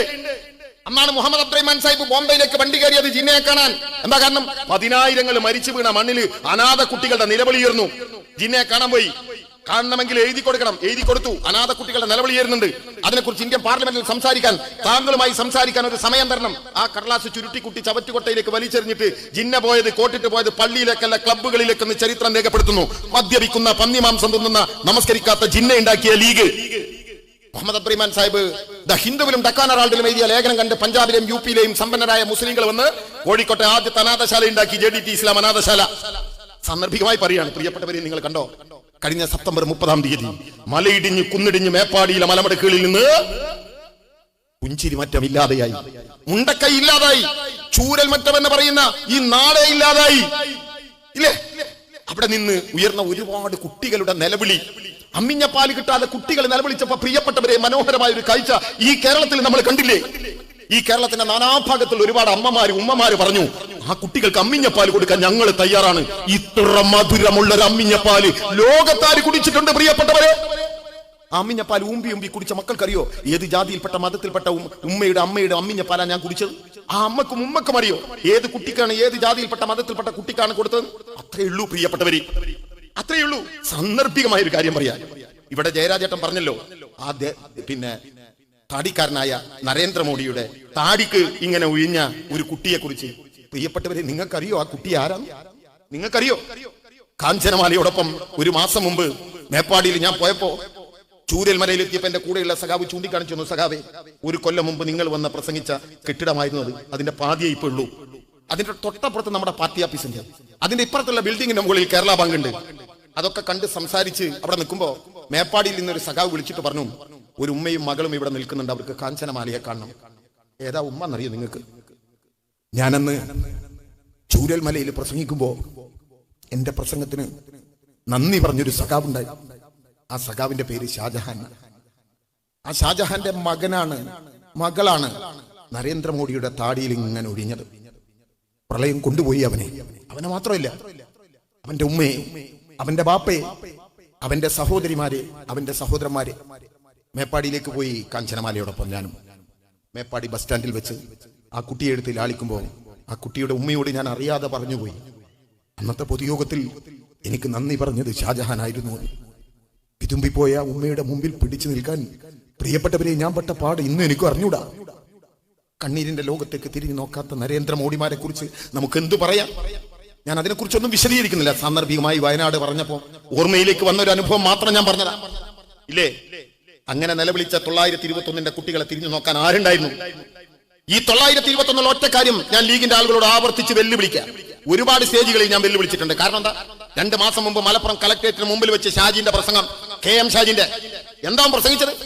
മലപ്പുറം കളക്ടറേറ്റിലേക്ക് ചൂണ്ടിക്കാണിച്ചിട്ട് ഇപ്പം പറയാണ്, ഈ കളക്ടറേറ്റ് ഉണ്ടല്ലോ, ഇത് പഴയ ബ്രിട്ടീഷുകാരന്റെ പട്ടാള ബാരക്കായിരുന്നു. അവിടെ 921 മാപ്പിളയുടെ നിലവിളിയുണ്ട്, അവന്റെ മാംസമുണ്ട്, മജ്ജയുണ്ട്, 921 പ്രചോദനമുണ്ട്. മുമ്പിലുള്ള യൂത്ത് ലീഗുകാർ എങ്ങനെ പ്രചോദിപ്പിക്കാം? ഇല്ലേ? ഒറ്റ ചോദ്യം KM ഷാജിയോടും ലീഗിനോടും, 1921 സമരത്തിൽ പങ്കെടുത്ത ഒറ്റ മുസ്ലിം ലീഗുകാരന്റെ പേര് പറ, താനും തന്റെ പാർട്ടിയും ഉണ്ടോ? ഇല്ല. എന്താ കാരണം? ഞാൻ ഈ പറഞ്ഞ പാട്ട് പാടി ആവേശത്തോടെ ജനങ്ങൾ 921 സമരത്തിൽ പങ്കെടുക്കുമ്പോ ലീഗ് നിങ്ങൾ പാടിയ ഒരു പാട്ടുണ്ട്. എന്താണ് ആ പാട്ട്? പൊട്ടിപ്പുറം പുണ്ണാക്കുവാനുളരണ്ട, പോലീസുകാരുടെ തല്ലുകൊണ്ടിളിയണ്ട. സമരത്തിന് പോണ്ട ചെറുപ്പക്കാരോട്, ഒരു കാലവും താരുമോ മഹാരാജൻ. ആ വരികൾ എനിക്ക് കാണപ്പെടില്ല. ഒരിക്കലും തരുകില്ല മഹാരാജാവ് സ്വാതന്ത്ര്യം. അതുകൊണ്ട് പൊട്ടിപ്പുറം പുണ്ണാക്കുവാനുളരണ്ട, പോലീസുകാരുടെ തല്ലുകൊണ്ടിളിയണ്ട. നമ്മുടെ മറ്റേ പൗരത്വ നിയമകാലത്ത് സഖാവ് പിണറായി മലപ്പുറം കുന്നിന്റെ ഇങ്ങേപ്പുറത്ത് നിന്നിട്ട് പ്രസംഗിച്ച ഒരു വാക്ക് ഞാൻ ഇപ്പോഴും ഓർക്കുക. ഈ കുന്നിന്റെ അപ്പുറത്താണ് വാര്യംകുന്നത്ത് കുഞ്ഞഹമ്മദാജി വെടിയേറ്റ് മരിച്ചത്. വെടിവെക്കുമ്പോ കുഞ്ഞഹമ്മദാജി പറഞ്ഞൊരു കാര്യമുണ്ട്, എന്നെ പിറകിൽ നിന്ന് വെടിവെക്കരുത്, എന്റെ കണ്ണ് കെട്ടരുത്, എന്റെ മുമ്പിൽ നിന്ന് വെടിവെക്കണം, എന്റെ നെഞ്ചിലേക്ക് വരുന്ന വെടിയുണ്ടകളെ എനിക്ക് കാണണമെന്ന് പറഞ്ഞ ധീരനായ വാര്യംകുന്നത്ത് കുഞ്ഞഹമ്മദാജി. കോയമ്പത്തൂർ ജയിലിൽ തൂക്കിക്കൊല്ലപ്പെട്ട അലി മുസ്ലിയാർ, അവര് ബ്രിട്ടീഷുകാരനും സാമ്രാജ്യത്വത്തിനുമെതിരെയുള്ള പോരാട്ടത്തിന് ആളുകളെ വിളിച്ചപ്പോ അതിൽ നിഷേധാത്മകമായ മുദ്രാവാക്യം വിളിച്ച ലീഗ് ഒറ്റയാളെ പേര് പറയും. 1921 ബ്രിട്ടീഷുകാർ പോകുന്നവരെ ഒരക്ഷരം ലീഗ് അതിനെതിരെ സംസാരിച്ചിട്ടുണ്ടോ? ബ്രിട്ടീഷുകാരനെതിരെ 1942 ഉണ്ടാക്കിയതാണ്, ആ ഓഗസ്റ്റിൽ ഉണ്ടാക്കിയതാണ് ജമാഅത്ത് ഇസ്ലാമി. എന്നെ കേൾക്കുന്ന ജമാഅത്ത് ഇസ്ലാമിക്കാരുണ്ടെങ്കിൽ വെല്ലുവിളിക്കാൻ ഞാൻ. 1940 ആഗസ്റ്റ് 15 ബ്രിട്ടീഷുകാർ ഇന്ത്യ വിട്ടുപോകുന്നവരെ 921 അനുകൂലിച്ച് ബ്രിട്ടീഷുകാർക്കെതിരെ ഒരു അക്ഷരം പറഞ്ഞിട്ടുണ്ടോ ഈ ജമാഅത്ത് ഇസ്ലാമിക്കാരൻ? ഇല്ല. എന്നാ ഞങ്ങൾ പറഞ്ഞു. എങ്ങനെയാ പറഞ്ഞത്? ലോകത്തോട് മുഴുവൻ ബ്രിട്ടൻ പറഞ്ഞു അത് മാപ്പിള കലാപമായിരുന്നു, വർഗീയ കലാപമായിരുന്നു. 1921 റഷ്യയിലെ താസ്കന്റിൽ ഇന്ത്യൻ കമ്മ്യൂണിസ്റ്റ് പാർട്ടി ഉണ്ടാക്കിയിട്ടേ ഉള്ളൂ, ഇന്ത്യയിൽ കമ്മ്യൂണിസ്റ്റ് പാർട്ടി ആയിട്ടില്ല. മഹാനായ ലെനിൻ ബംഗാളുകാരനായ അഭിനവ് മുഖർജിയോട് പറഞ്ഞു, നിങ്ങൾ തെക്കേ ഇന്ത്യയിലേക്ക് പോകണം, അവിടെ ഇങ്ങനെ നടന്നൊരു സംഭവം ഉണ്ട്, അന്വേഷിക്കണം, വിവരം തരണം. വിവരം തന്നു. ലോകത്തോട് ലെനിൻ പറഞ്ഞു, തെക്കേ ഇന്ത്യയിൽ മലബാറിൽ പിന്നെ കർഷകരും കർഷക തൊഴിലാളികളും ആയുധമെടുത്ത് പോരാടി ബ്രിട്ടീഷുകാരെ പരാജയപ്പെടുത്തി അവരൊരു നാടുണ്ടാക്കി. ആ നാടിന്റെ പേര് മാപ്പിള നാടെന്നല്ല, മലയാള നാട് എന്ന് ലോകത്തോട് ആദ്യമായി വിളിച്ചു പറഞ്ഞത് മഹാനായ ലെനിൻ. 21ന്റെ 25ാം വാർഷികം 1946 പെരിന്തൽമണ്ണയിൽ വെച്ച് ഞങ്ങളുടെ പാർട്ടി ആചരിച്ചു. അന്ന് EMS എടുത്തൊരു പ്രമേയുണ്ട്, ആഹ്വാനവും താക്കീതും. എന്താ ആഹ്വാനം? കർഷക സമരത്തിൽ നിന്ന് പ്രചോദനം ഉൾക്കൊള്ളുവാനുള്ള ആഹ്വാനം, ജന്മിത്വത്തിനെതിരെയുള്ള ആഹ്വാനം. ആരാ EMS? അന്ന് കേരളത്തിലെ സകല മനുഷ്യർക്കും ഒരു നേരത്തെ ഭക്ഷണം കൊടുക്കാൻ കഴിയുമായിരുന്ന 10,000 പറ നെല്ല് പാട്ടമളക്കാൻ കഴിയുന്ന ഏലംകുളം മനക്കല നമ്പൂരിക്കുട്ടിയുടെ പേരാണ് EM ശങ്കരൻ നമ്പൂതിരിപ്പാട്. ആ മനുഷ്യൻ മരിക്കുമ്പോഴേ 4,500 രൂപ അയാളുടെ കയ്യിൽ ബാക്കിണ്ടായിരുന്നു. അതിലേക്കൊന്നും ഞാൻ കിടക്കുന്നില്ല. അയാൾ പറയാണ് ജന്മിത്വത്തിനെതിരെയുള്ള പോരാട്ടം. അടുത്ത വരി എന്താണ്? താക്കീത്. എന്താ കാരണം? അന്ന് ആ സമരം വഴിതെറ്റിയിട്ടുണ്ട് ചിലയിടങ്ങളിൽ. ഇന്നിവിടെ കേരളത്തിൽ നമ്മൾ ന്യൂനപക്ഷങ്ങൾക്ക് വേണ്ടി പോരാടുമ്പോ SDPIയും ജമാഅത്ത് ഇസ്ലാമിയുമുള്ള വർഗീയവാദികളും ഈ ന്യൂനപക്ഷക്കാരാണ്. അന്നുമുണ്ട് ഇതുപോലത്തുള്ള ജമാഅത്ത് ഇസ്ലാമിക്കാരും SDPIയും പോലെ സ്വഭാവമുള്ളവര്. അവർ ഹിന്ദുക്കളെ കൂട്ടക്കൊല ചെയ്തിട്ടുണ്ട്, ഹിന്ദുക്കളെ മതം മാറ്റിയിട്ടുണ്ട്. അതിനെതിരെയുള്ള താക്കീത്. രണ്ടും അന്നും പറയും CPM, ഇന്നും പറയും CPM. ഒരു നയ. അത് കഴിഞ്ഞ് സഖാവ് AKG പ്രസംഗിച്ചു. ഞാൻ ചുരുക്കാൻ അവസാനിപ്പിക്കാം. AKGയെ പിടികൂടി ജയിലിലിട്ടു പോലീസുകാർ. ഇവിടെ പ്രസംഗിച്ചതിന് ബ്രിട്ടീഷ് പോലീസുകാർ 1947 സകല രാഷ്ട്രീയ തടവുകാരെയും വിട്ടയച്ചപ്പോൾ കോൺഗ്രസ് AKGയെ വിട്ടയച്ചില്ല. അതുകൊണ്ടാണ് കണ്ണൂർ ജയിലിലെ 32ാം സെല്ലിൽ നിന്ന് പുറത്തിറങ്ങി കണ്ണൂർ സെൻട്രൽ ജയിലിന്റെ മുറ്റത്ത് ഇന്ത്യയുടെ ദേശീയ പതാക ഉയർത്തിയ മനുഷ്യന്റെ പേര് സഖാവ് AK ഗോപാൽ എന്ന AKG. ഇല്ലേ? ആ 921 കഴിഞ്ഞപ്പോ ഇന്ത്യയിൽ ബ്രിട്ടീഷുകാർ കൊണ്ടുവന്ന നിയമമാണ് എന്റെ പ്രിയപ്പെട്ട ലീഗ് പള്ളി നിരോധനം, മദ്രസ നിരോധനം. ഒരുപാട് പ്രസംഗിച്ച് ആവർത്തിക്കുന്നില്ല. പുനഃസ്ഥാപിക്കാൻ ലീഗ് ഉണ്ടായോ? കോൺഗ്രസ് ഉണ്ടായോ? 50ൽ മദിരാശി ഭരിച്ചു ലീഗ്. നിങ്ങൾ തിരുത്തിയോ? ഇല്ല. 57 EMS വന്നപ്പോ പുലാമന്തോളിൽ സ്വീകരണം കൊടുത്തു, അദ്ദേഹത്തിന് നിവേദനം കൊടുത്തു. നിവേദനം കൊടുത്ത EMS നിവേദനം വായിച്ചിട്ട് പറഞ്ഞു, വഹൽ പറഞ്ഞ പണവും വഖഫ് ചെയ്ത ഭൂമിയും ഉണ്ടായിട്ടും പള്ളി ഉണ്ടാക്കാൻ കഴിയാത്ത മുസൽമാനെ ഇനി ഞാൻ തിരുവനന്തപുരത്തേക്ക് നടത്തില്ല, പരിഹാരം ഉണ്ടാക്കും. എന്നാ ഏപ്രിൽ 25-നാണ് അത് കഴിഞ്ഞൊരു മാസം മെയ് 25, 5 ദിവസം കഴിഞ്ഞപ്പോ മെയ് കഴിഞ്ഞു, 7 ദിവസം കഴിഞ്ഞപ്പം ജൂൺ 7 EMSന്റെ ഗവൺമെന്റ് ഉത്തരവിറക്കി പള്ളി ഉണ്ടാക്കാൻ, മദ്രസ ഉണ്ടാക്കാൻ. ഇവിടുത്തെ ലോക്കൽ കമ്മിറ്റി അങ്ങ് എന്റെ കൂടെ കാറിലൊന്ന് വരണേ, ആ കോപ്പിന്റെ ഓർഡർ ഞങ്ങൾക്ക് തന്നിട്ട് പോകും. അല്ല ഞാൻ പറയും കൊളായി ബടായും വിട്ട് പോയി. ആ ഓർഡർ വാങ്ങിയിട്ട് സഖാവിന്റെ അടുത്ത് നിന്ന് പോവാം. എന്റെ കയ്യിലുണ്ട് ആ ഓർഡർ. ഇല്ലേ, ഞങ്ങളാ കൊണ്ടുവന്നത്. പള്ളികൾ ഉണ്ടാക്കാൻ നിയമം കൊണ്ടുവന്നത് ഞങ്ങളാ. മദ്രസകൾ ഉണ്ടാക്കാൻ ഇന്ന് ഈ നാട്ടിൽ ഇഷ്ടം പോലെ പള്ളിയുണ്ട്, ഇഷ്ടം പോലെ മദ്രസ ഉണ്ട്. ആ മദ്രസയും പള്ളിയും ഉണ്ടാക്കാൻ നിയമം കൊണ്ടുവന്നത് കമ്മ്യൂണിസ്റ്റുകാരാണെങ്കിൽ മിസ്റ്റർ നരേന്ദ്രമോദി, നിങ്ങളിപ്പോ പറഞ്ഞല്ലോ മദ്രസകൾ അടച്ചുപൂട്ടുന്നത്, ഈ കേരളത്തിലെ ഒരു മദ്രസയും അടച്ചുപൂട്ടാൻ നരേന്ദ്രമോദിക്ക് പറ്റില്ല. ഞങ്ങളാ നിയമം കൊണ്ടുവന്നത് മദ്രസ ഉണ്ടാക്കാൻ, പള്ളി ഉണ്ടാക്കാൻ. ലീഗാരിങ്ങളെ കൂടെ ഹേരാമ്പയും വിളിച്ചു പോരും, ഓലങ്ങൾ കാക്കണ്ട, ഞങ്ങള് പ്രതിരോധിക്കാണ്ടാവും. ഇല്ലേ, മലപ്പുറം നീർച്ച ബ്രിട്ടീഷുകാരെ നിരോധിച്ചു. നീർച്ച എന്ന് പറഞ്ഞാൽ ജമാഅത്താന് തിരിയും. ഈ കേരളത്തിലെ മുസ്ലിങ്ങളുടെ മഹാഭൂരിപക്ഷം സുന്നികളാ. സുന്നികൾക്ക് നീർച്ച ഉണ്ടാവും. കമ്മ്യൂണിസ്റ്റുകാർക്ക് നീർച്ച ഉണ്ടാവും. പിന്നെ ഞങ്ങളും അതും തമ്മിലുള്ള ഒരു സാമ്യം എന്താ അറിയോ? മുസൽമാന്റെ നിലനിൽപ്പിന്റെ യുദ്ധമായിരുന്നു ബദർ. ആ ബദർ യുദ്ധത്തിൽ പൊരുതി മരിച്ച ഒരുപാട് മനുഷ്യരുണ്ട്. അവരെ വിശ്വാസികൾ പറയല് ശുഹദാക്കൾ. ഞങ്ങളുടെ ഭാഷയെ പറഞ്ഞാൽ രക്തസാക്ഷികൾ. ഞങ്ങൾ രക്തസാക്ഷി ഇതിനെ ആചരിക്കുന്നു. അതുകൊണ്ടാണല്ലോ സുന്നികൾ ബദരീങ്ങളെ ആണ്ട് ആചരിക്കുന്നത്. അപ്പോ ജമാഅത്തുകാരൻ അത് തെറ്റാണ്, ഇസ്ലാമിനെതിരാണ്. നിങ്ങൾക്കൊരു കഥയൊക്കെ മലപ്പുറം നീർച്ച എന്താ ബ്രിട്ടീഷുകാരെ നിരോധിച്ച്? നിങ്ങൾ കണ്ണൂർ കാസർഗോഡ് വയ്ക്കൊന്ന് നോക്കി. ഞാൻ ഈ പറഞ്ഞ മുണ്ടക്കയിലെ ഒരു പള്ളി തകർന്ന ചിത്രങ്ങൾ കാണും. അതിന്റെ മുമ്പിൽ മുണ്ടക്കയിലെ സഹോദരന്മാരെ, ഹിന്ദു സഹോദരന്മാരെ കണ്ടപ്പോൾ ഓലിനോട് ചോദിച്ചു, സഖാവേ നബിദിനം അടുക്കാറായില്ലേ? ഞാൻ ചോദിച്ചു, എങ്ങനെ നിങ്ങൾക്ക് ഓർമ്മയൻ ഈ പള്ളിയിലെ നബിദിനത്തിന്റെ ആഘോഷത്തിന്റെ മുമ്പിൽ ഞങ്ങളാണ്ടായാലും? കണ്ണൂർ കാസർഗോഡ് ജില്ലയിൽ പോയി നോക്കുങ്ങൾ. അവിടെ നേർച്ചക്ക് പള്ളിയിൽ നിന്ന് ഒരു സാധനം അങ്ങോട്ടുണ്ടാവും, അമ്പലത്തിലെ ഉത്സവത്തിന് പള്ളിയിൽ നിന്ന് ഇങ്ങോട്ട് കൊണ്ടുവരും. അങ്ങനെ ഒരു സൗഹൃദത്തിന്റെ പ്രതീകം കൂടിയാ നീർച്ച. മലപ്പുറം നീർച്ച ബ്രിട്ടീഷുകാർ നിരോധിച്ചു, പുനഃസ്ഥാപിച്ച ഞങ്ങളാ കമ്മ്യൂണിസ്റ്റുകാർ. ഇല്ലേ, MSPയിലേക്ക് മുസ്ലിങ്ങൾക്ക് പ്രവേശനം.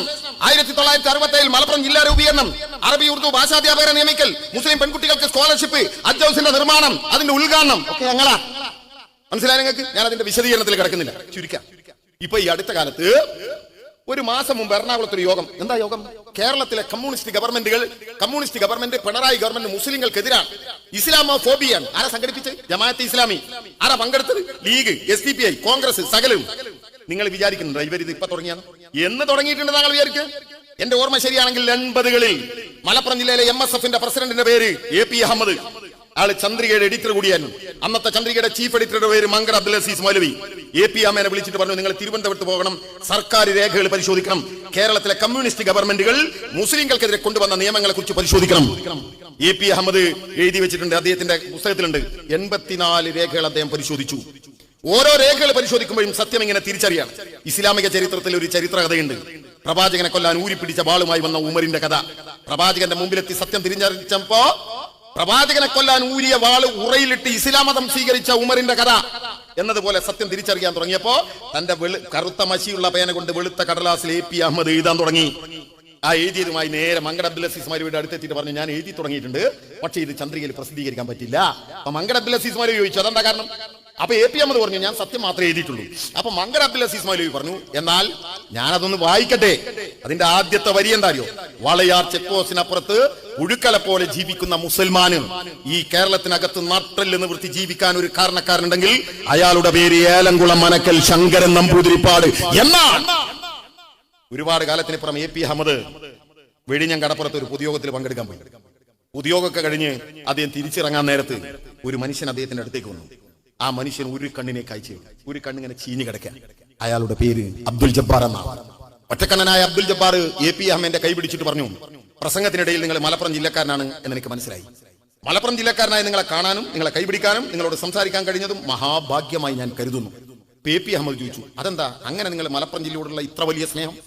ഒറ്റക്കണ്ണനായ അബ്ദുൽ ജബ്ബാർ പറഞ്ഞു, ഞാൻ ജനിച്ച നാൾ മുതൽ എന്റെ 2 കണ്ണിനും കാഴ്ചയില്ലായിരുന്നു. ഞാൻ ഈ ലോകത്തെ കണ്ടിട്ടില്ല, നീലാകാശത്തെ കണ്ടിട്ടില്ല, പൂക്കളെ കണ്ടിട്ടില്ല, ചിത്രശലഭങ്ങളെ കണ്ടിട്ടില്ല, വസന്തകാലങ്ങളെ കണ്ടിട്ടില്ല. ഇപ്പൊ എനിക്കൊരു കണ്ണിന് കാഴ്ചയുണ്ട്. ഞാൻ ഈ ലോകത്തെ ആകെ കണ്ടുകൊണ്ടിരിക്കുക. ഈ കാഴ്ചയുള്ള കണ്ണുണ്ടല്ലോ, ഇതെനിക്കൊരാൾ സംഭാവന ചെയ്തതാണ്. ആ സംഭാവന ചെയ്ത ആളുണ്ടല്ലോ, ആൾ മലപ്പുറം ജില്ലയിലുള്ള ആളാണ്. അയാളുടെ പേര് പറഞ്ഞാൽ ഒരുപക്ഷെ നിങ്ങൾക്ക് മനസ്സിലാവും. അവരുടെ പേര് ആര്യ അന്തർജനം എന്നാണ്.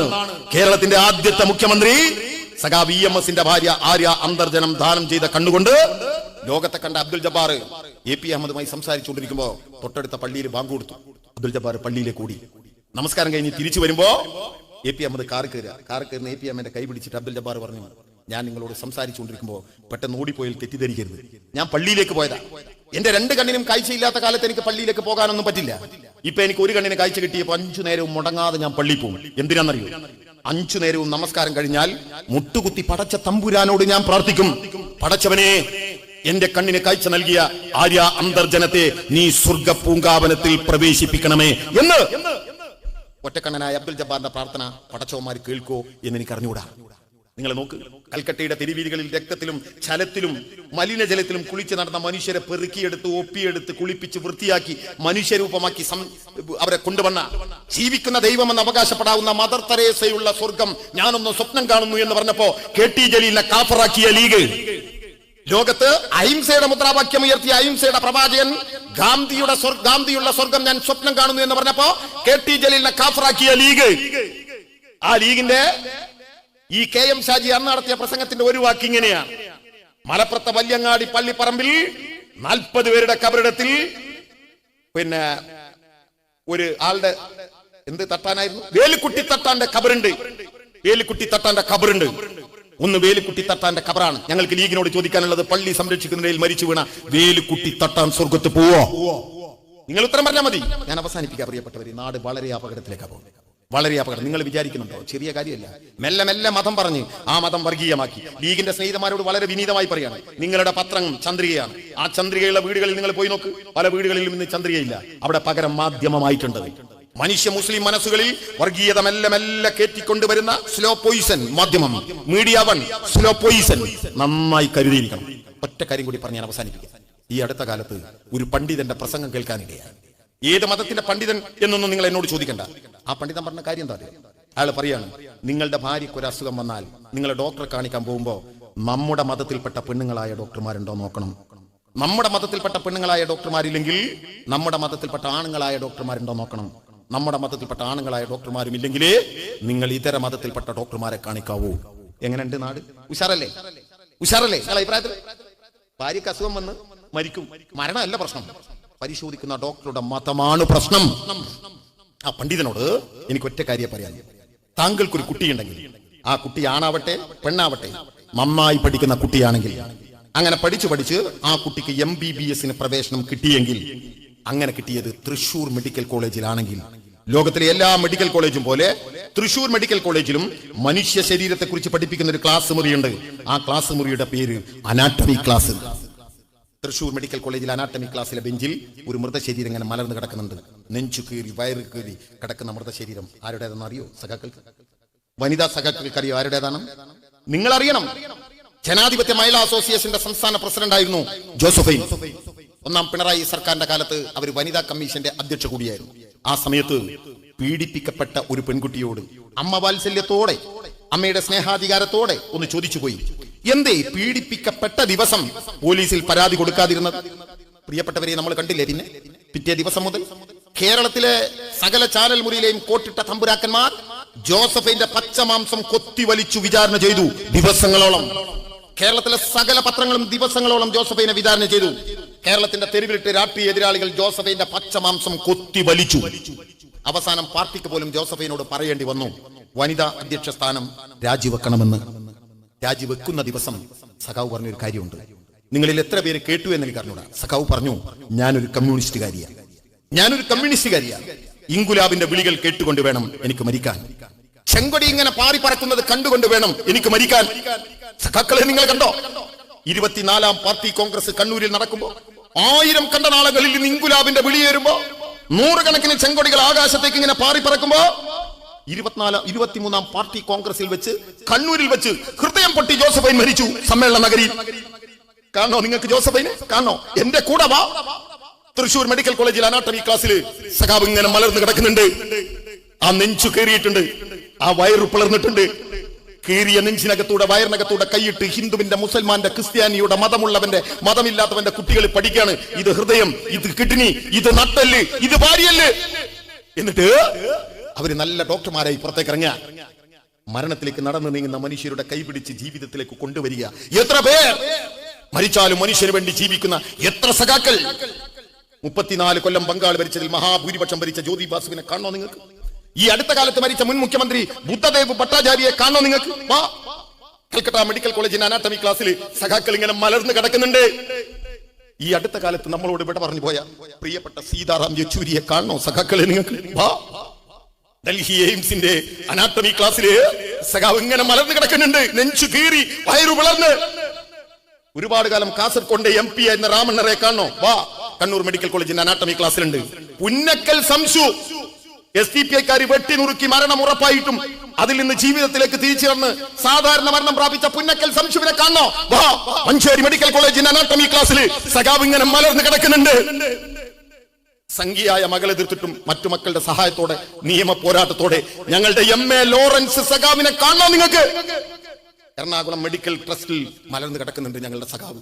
എത്ര പേർ മരിച്ചാലും മനുഷ്യന് വേണ്ടി ജീവിക്കുന്ന എത്ര പേർ. പ്രിയപ്പെട്ടവരെ, ഈ വർത്തമാന കാലത്ത് ആ ധീര സഖാക്കളുടെ ഓർമ്മകൾ ഉയർത്തിപ്പിടിച്ചുകൊണ്ട് മതേതരത്വത്തിനും ജനാധിപത്യത്തിനും വേണ്ടിയുള്ള ഉജ്ജ്വല പോരാട്ടം നടത്തണം.